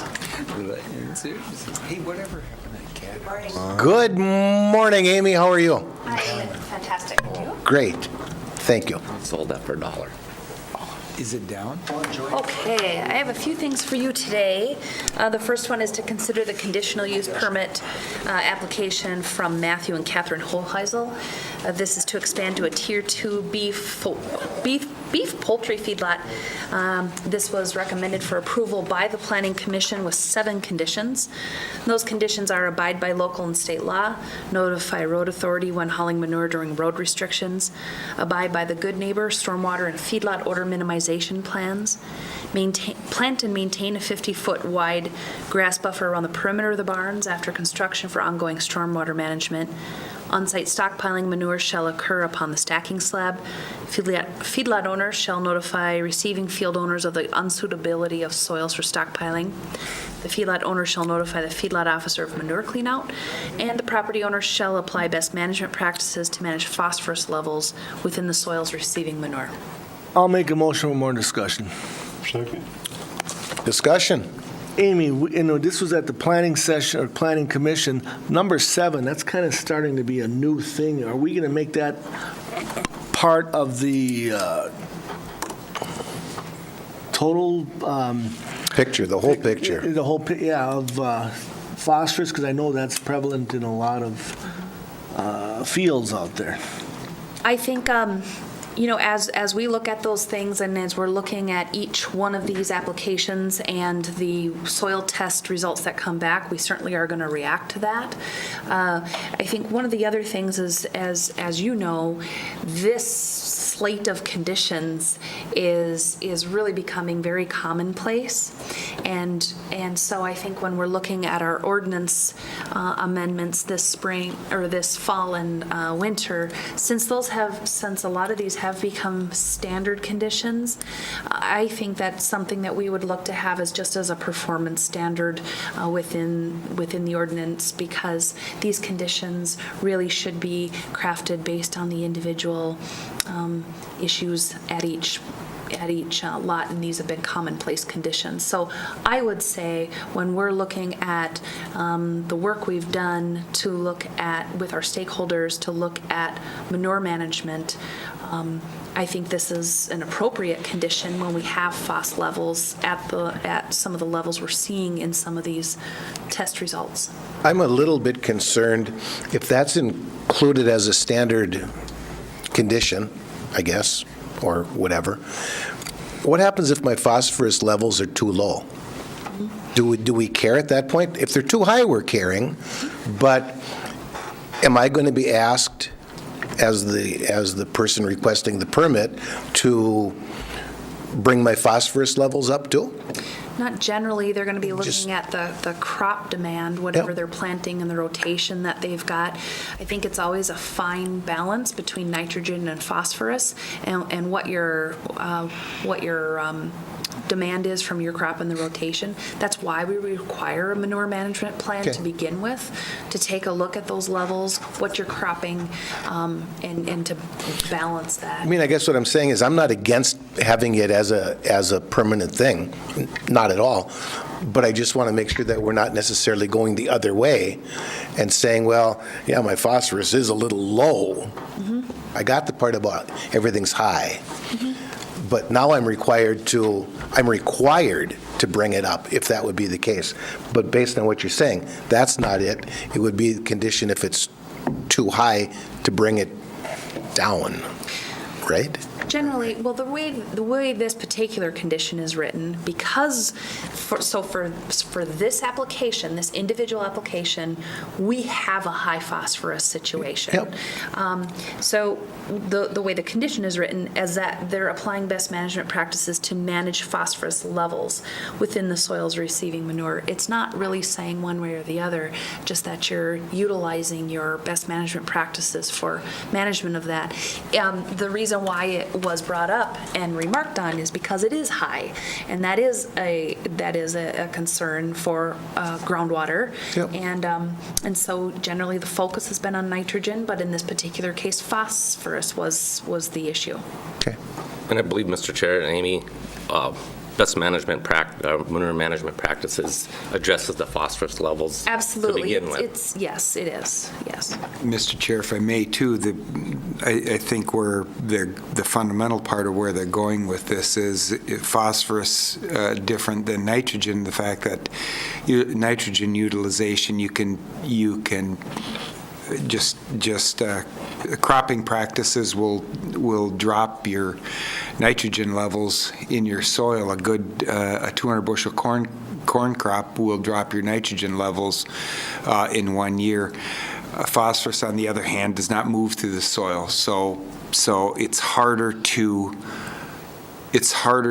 drop your phosphorus levels in your soil once they reach levels that would be considered high or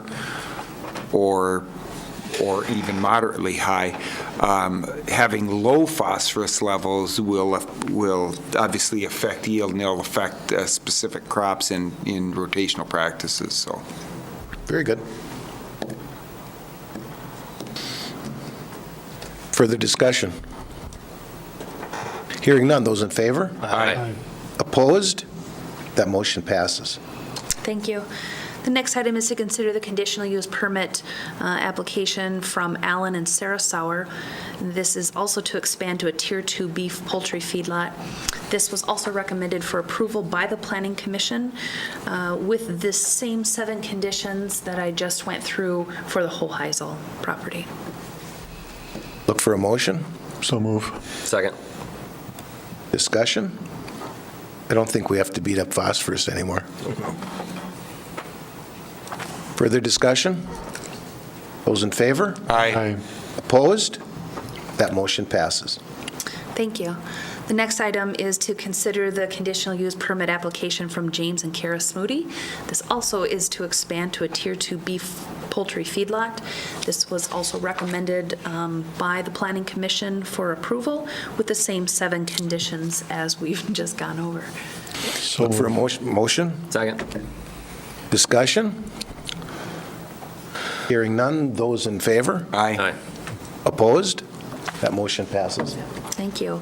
And the last item I have for you is to consider the conditional use permit request from Cedar Lake Baptist Assembly Incorporated. This is to adopt and implement the 2018 master plan.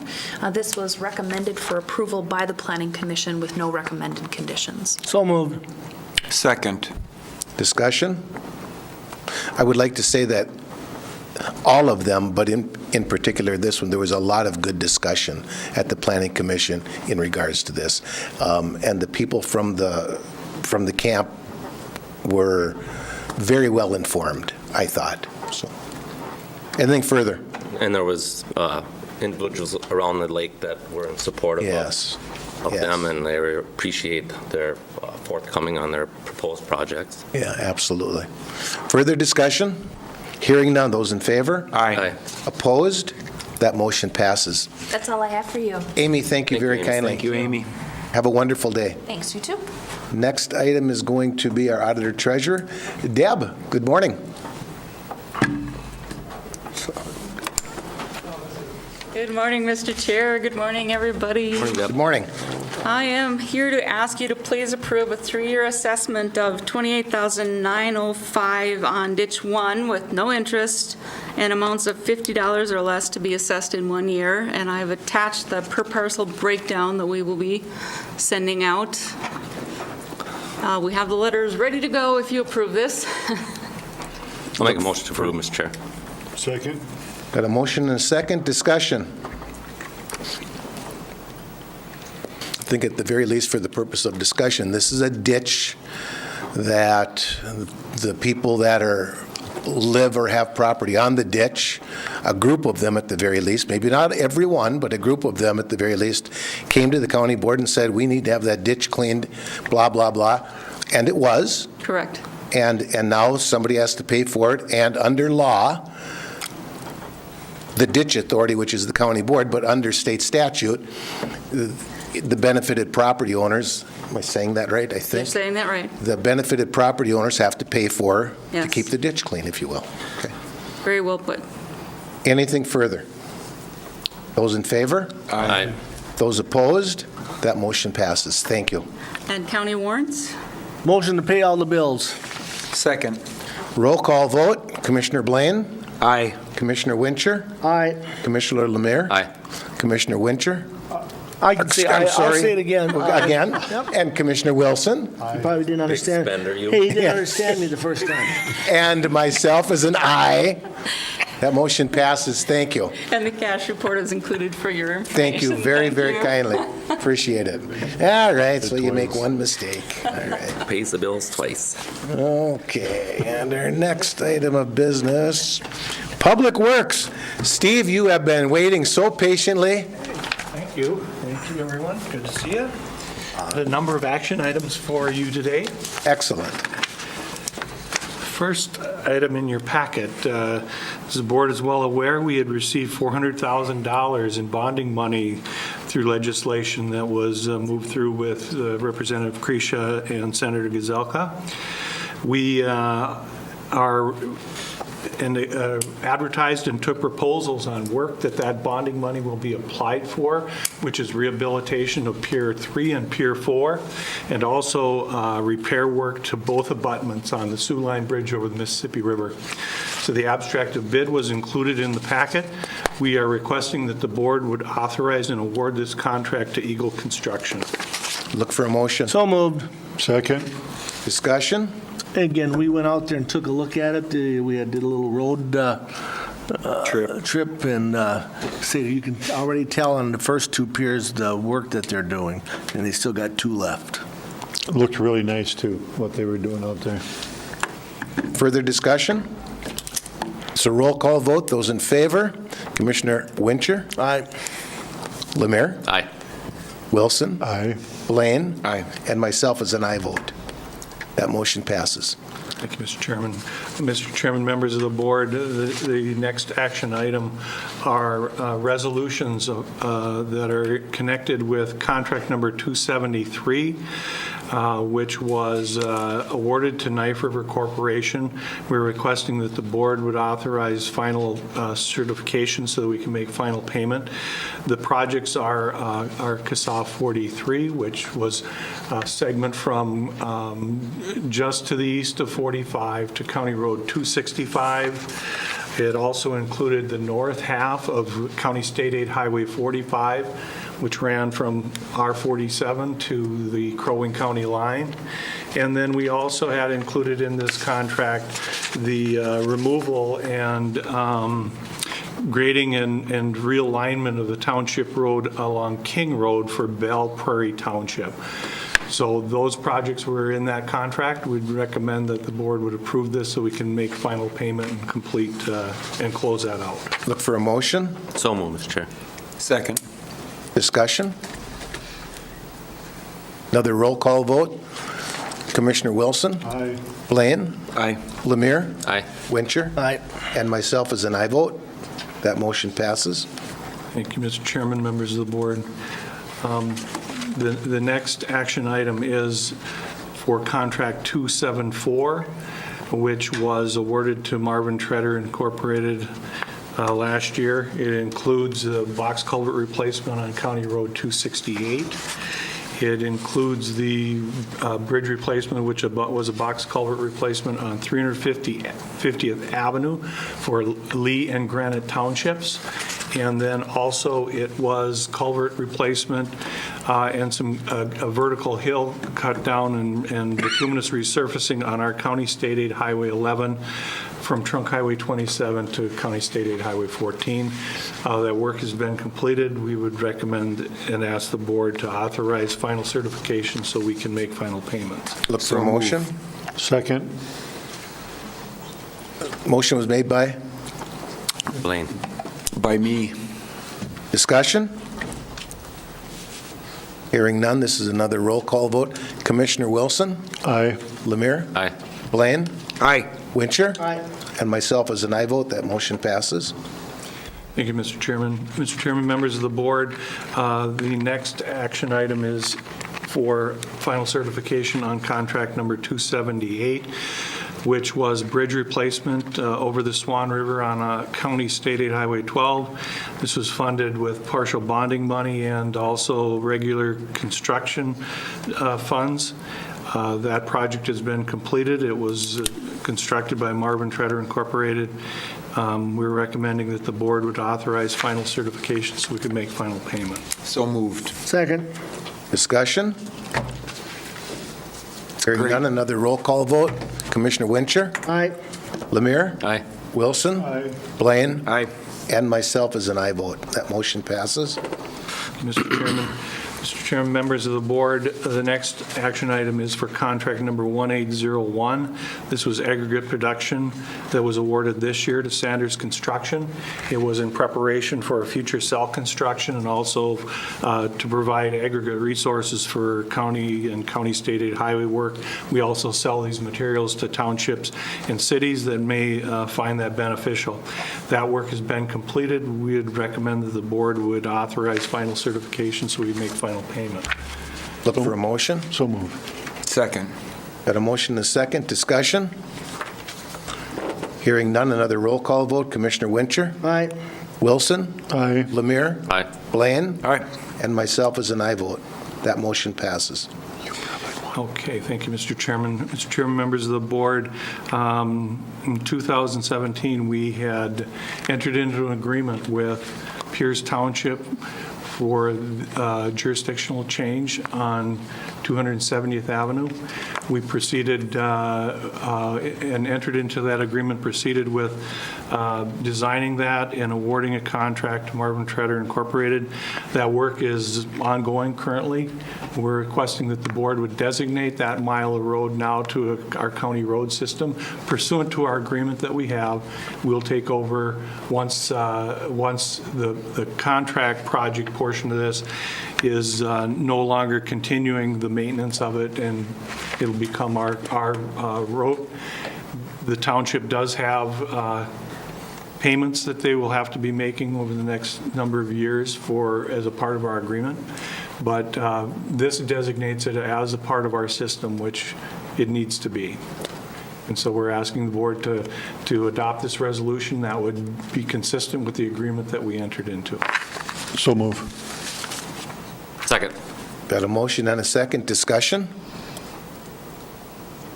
Hearing none, another roll call vote. Commissioner Lemire? Aye. Wincher? Aye. Blaine? Aye. Wilson? Aye. And myself is an aye vote. That motion passes. That's all I have, Mr. That's it. Steve, thank you very kindly. That was a lot for one day. Thanks, Steve. That was a real, Good that was job. a whole lot.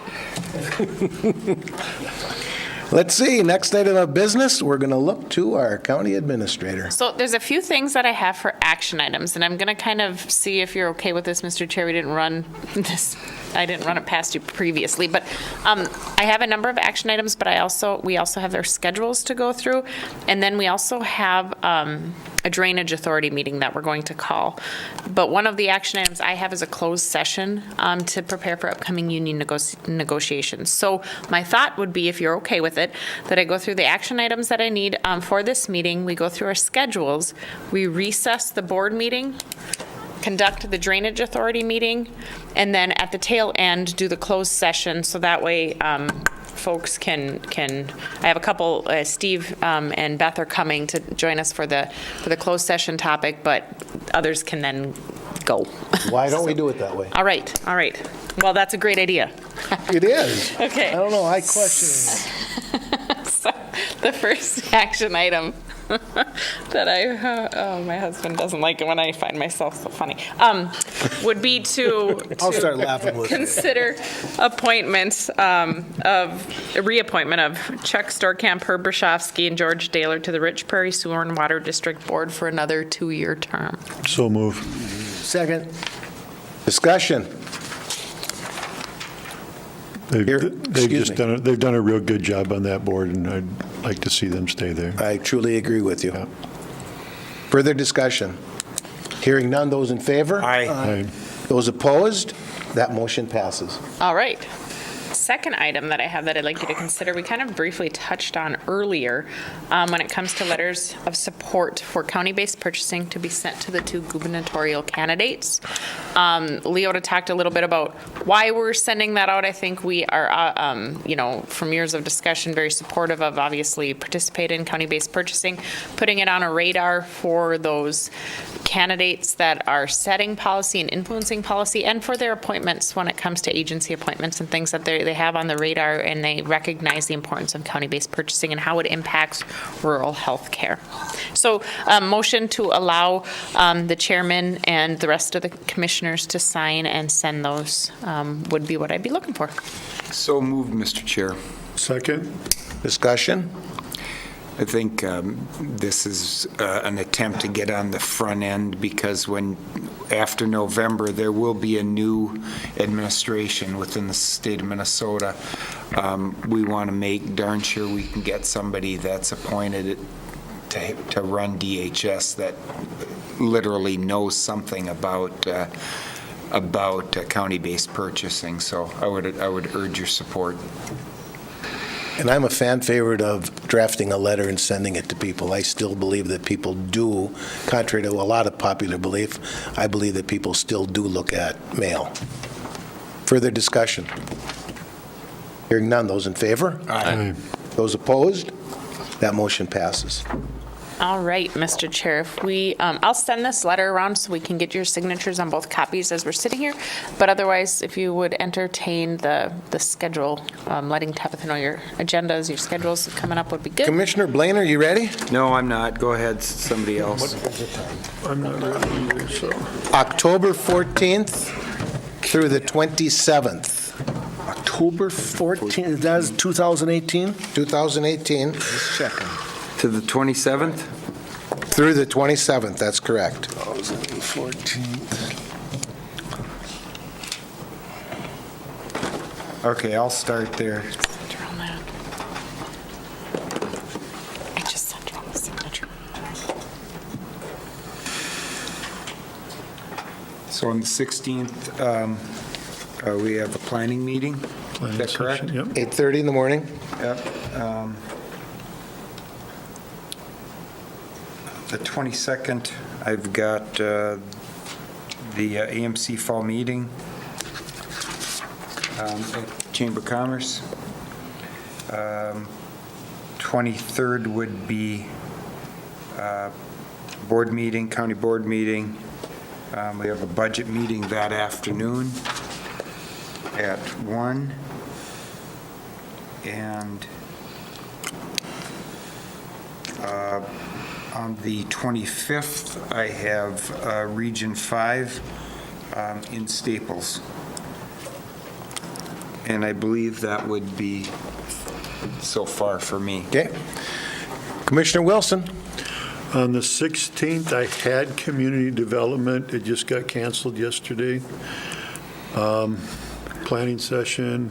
I've got a township meeting here on the 2nd. Is there an annual township On the meeting? 17th. 17th, yeah. 7 o'clock, that's at Little Falls. That's at Little Falls Township. Township.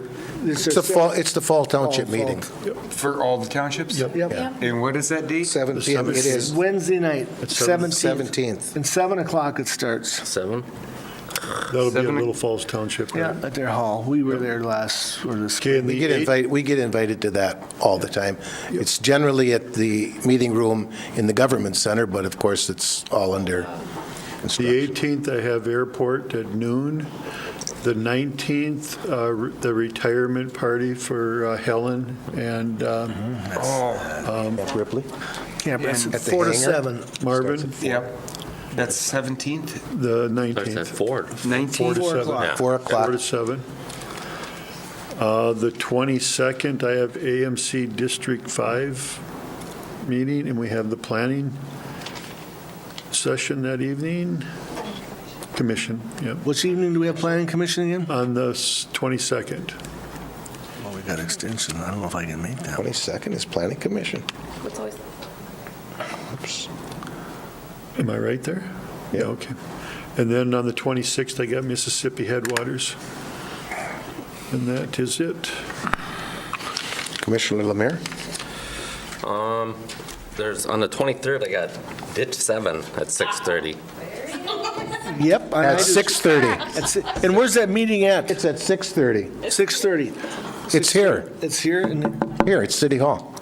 On the 27th. 3rd. On the 23rd. so I just want to.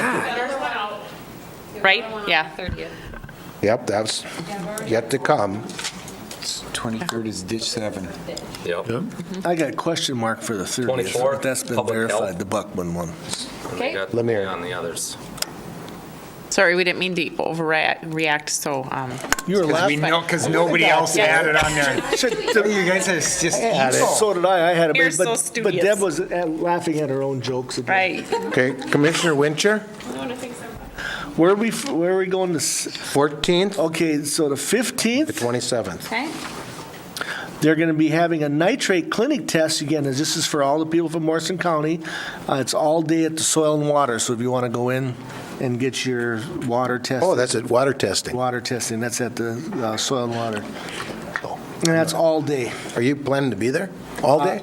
No, I'm not going to be going there at You're all just because I letting got this mine for tested. information. But it's just information for anybody to go there and get their water tested if they so like. And I believe that's also on the 16th, too, so the 15th and the 16th. The Great River Regional Library has been canceled on Tuesday, the 16th. There's no meeting. And then he brought that up. And then I will be gone from the 17th until I'll be flying back later on Monday, the 22nd. I'll be in Carolina. And I will not be there helping out the people that flooded out. I'm going there to just have a little vacation. Well, good for you. And we're flying, too. Good for you. And then after that, we got the ditch. Soil and Water is on the 25th at 9 o'clock. And that's all you're asking for. So I think I am good. And TCC, again, I won't be there, so no sense. So when are you coming back on the 22nd? I think our flight comes in like at 3 o'clock or 4 o'clock. So you're not planning on going to extension either on the 22nd? Well, I think I'll be here in time. I'll be back on the time on the 22nd. Okay. Because I think we land here on Monday, the 22nd, like at 2 or 3 o'clock, so. Okay. Sounds like it's my turn. Yep. On the 17th, I've got a Hands of Hope strategic planning meeting. Yep. That's going to be held at the Initiative Foundation. Okay. So I would ask the rest of the board to take my place at the Fall Township meeting at Little Falls Town Hall. And myself, too. Because I will not be there. I will be at that strategic planning meeting for Hands of Hope. And if also, I'm going to interrupt you, Commissioner. Certainly. On the 19th, since again, I really regret missing Helen and Marvin Stangel's retirement, so if somebody could kind of on my behalf. Absolutely. Tell them congratulations. I appreciate that, Mr. Chair. The Hands of Hope strategic planning meeting starts at 5, and it's scheduled for at least 4 hours. Okay. So I will not be able to make the Fall Township meeting. 18th, I've got an Armor meeting in St. Cloud, owners and operators in Douglas County, rather. Okay. At 7:30 that same evening, I've got an Egg Society meeting that I believe is at the Legion in Little Falls. The 19th we have. Then on the 22nd, we've got Planning Commission at 7. At 5 o'clock that evening, that's why I mentioned to Commissioner Wincher, I won't be able to make extension because I'm going to do my best to be present at the District 6 Federation of Fairs, County Fairs, which is at the Falls Ballroom. I believe that Little Falls Fair is the host, and they're generally the host for this meeting. And the extension meeting is, I don't know. The Government Center, I would imagine. It's probably at the. But I don't know that. Not for sure. Yeah, Honest to goodness, I don't know. And then, of course, I've got the Fall District meeting. At 9 o'clock that day is also the Armor Leadership meeting, which is in St. Cloud every quarter or something like that, so I will not be attending that either. We have the ditch meeting that I was saving, but no, we had to right away jump in on that one. Thank you. Lemire got the credit for that one. What time is that ditch meeting on? 6:30. On the 23rd? On the 23rd here at the council chambers. We'll be talking about ditches. I'm not exactly positive what's happening on the 24th, but I have at 8 o'clock a Region 5 summit. That's at Sourcewell Summit, if you've RSVP'd for it and want to go to it. I don't believe I'm going to attend, but I have it noted here. I would think that some of the county officials go to that, maybe? Yeah, it's open to staff. It's a summit that they hold annually. Some I'm not sure, you're all welcome to go. You would have gotten probably emails on it. So this year I was just. Because, if I may ask, I didn't mean to interrupt you, Deb, but because I am the representative on the Region 5 for Morrison County, am I expected to attend that? Well, this isn't exactly Region 5 a little different. development. It's not the Region 5 Development Commission, it's Sourcewell. Okay. Yeah, it's not. That's right. It's not- NGPA. Yes. Yeah. Okay. Thank you. But you're Thank you more for- than welcome. It's a day of professional development and informational opportunities designed specifically for Region 5 leaders, which all encompass all of you. Well, and I think they give you a $500. As long as one person As from long as Morrison somebody County shows up. attends, yes. And I have not been able to make one in the past. It's kind of just been a funny conflict with my schedule, but I intended to go. Joe Schmidt, sportscaster, is presenting, I have so his that's book, so you interesting. don't need to get it Okay, if you want to read it. all right. So, yeah, you know, you're certainly I'll encouraged. be and- going. I've got it on here. But I've gone to it before. I thought it was entertaining, Yeah. but I don't think that I'll be going to it this year. All right. Anyway, There you go. the 25th at 12:30, there's a State Emergency Communications Board meeting in Arden Hills. And at 6 o'clock that evening, there's a fundraising event at, what do you call the place right downtown? The GRAA? GRAA building, and that is something to do with opiates. Okay. That's at 6 o'clock in the evening. Let's see, we're going through the 27th. We'll be doing a Halloween show. Nobody cares about that at Herbie's on the 26th, and that's all I've got. Hey, may I ask, you guys, are we hosting an AMC meeting here or Yes. something? What day is The that? 22nd of October, At Monday. 8 o'clock in the morning. At 8 o'clock, it'll be over down the chamber. At the chamber. I know why I didn't write it down, because I'm not going to be here. That's right. And we're all expected to be there a little bit early to welcome every commissioner within our district. distance. That's okay. that's 8 a.m.?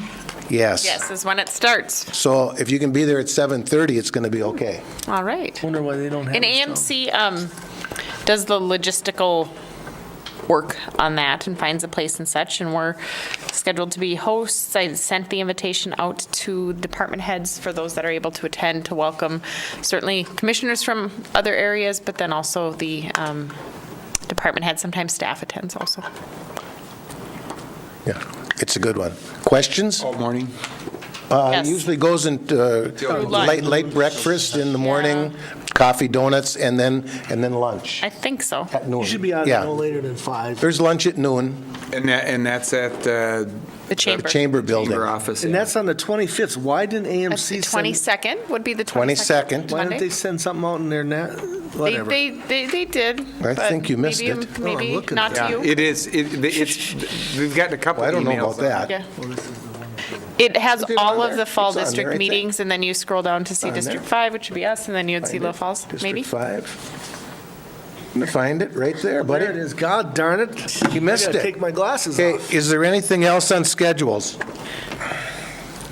Thanks, because I had a bunch of stuff missing. That's okay. We're So- done. So again, my thought, Mr. Chair, if you'd be so kind as to recess the regular meeting, and the only action item that we have then is to reconvene and address the closed session, but we'll entertain the ditch authority, or the drainage authority, meeting in the interim here. So we will recess at 11:48, and we will convene our ditch authority right away, or do we want to wait a couple minutes? Or? Well, that's up to you guys.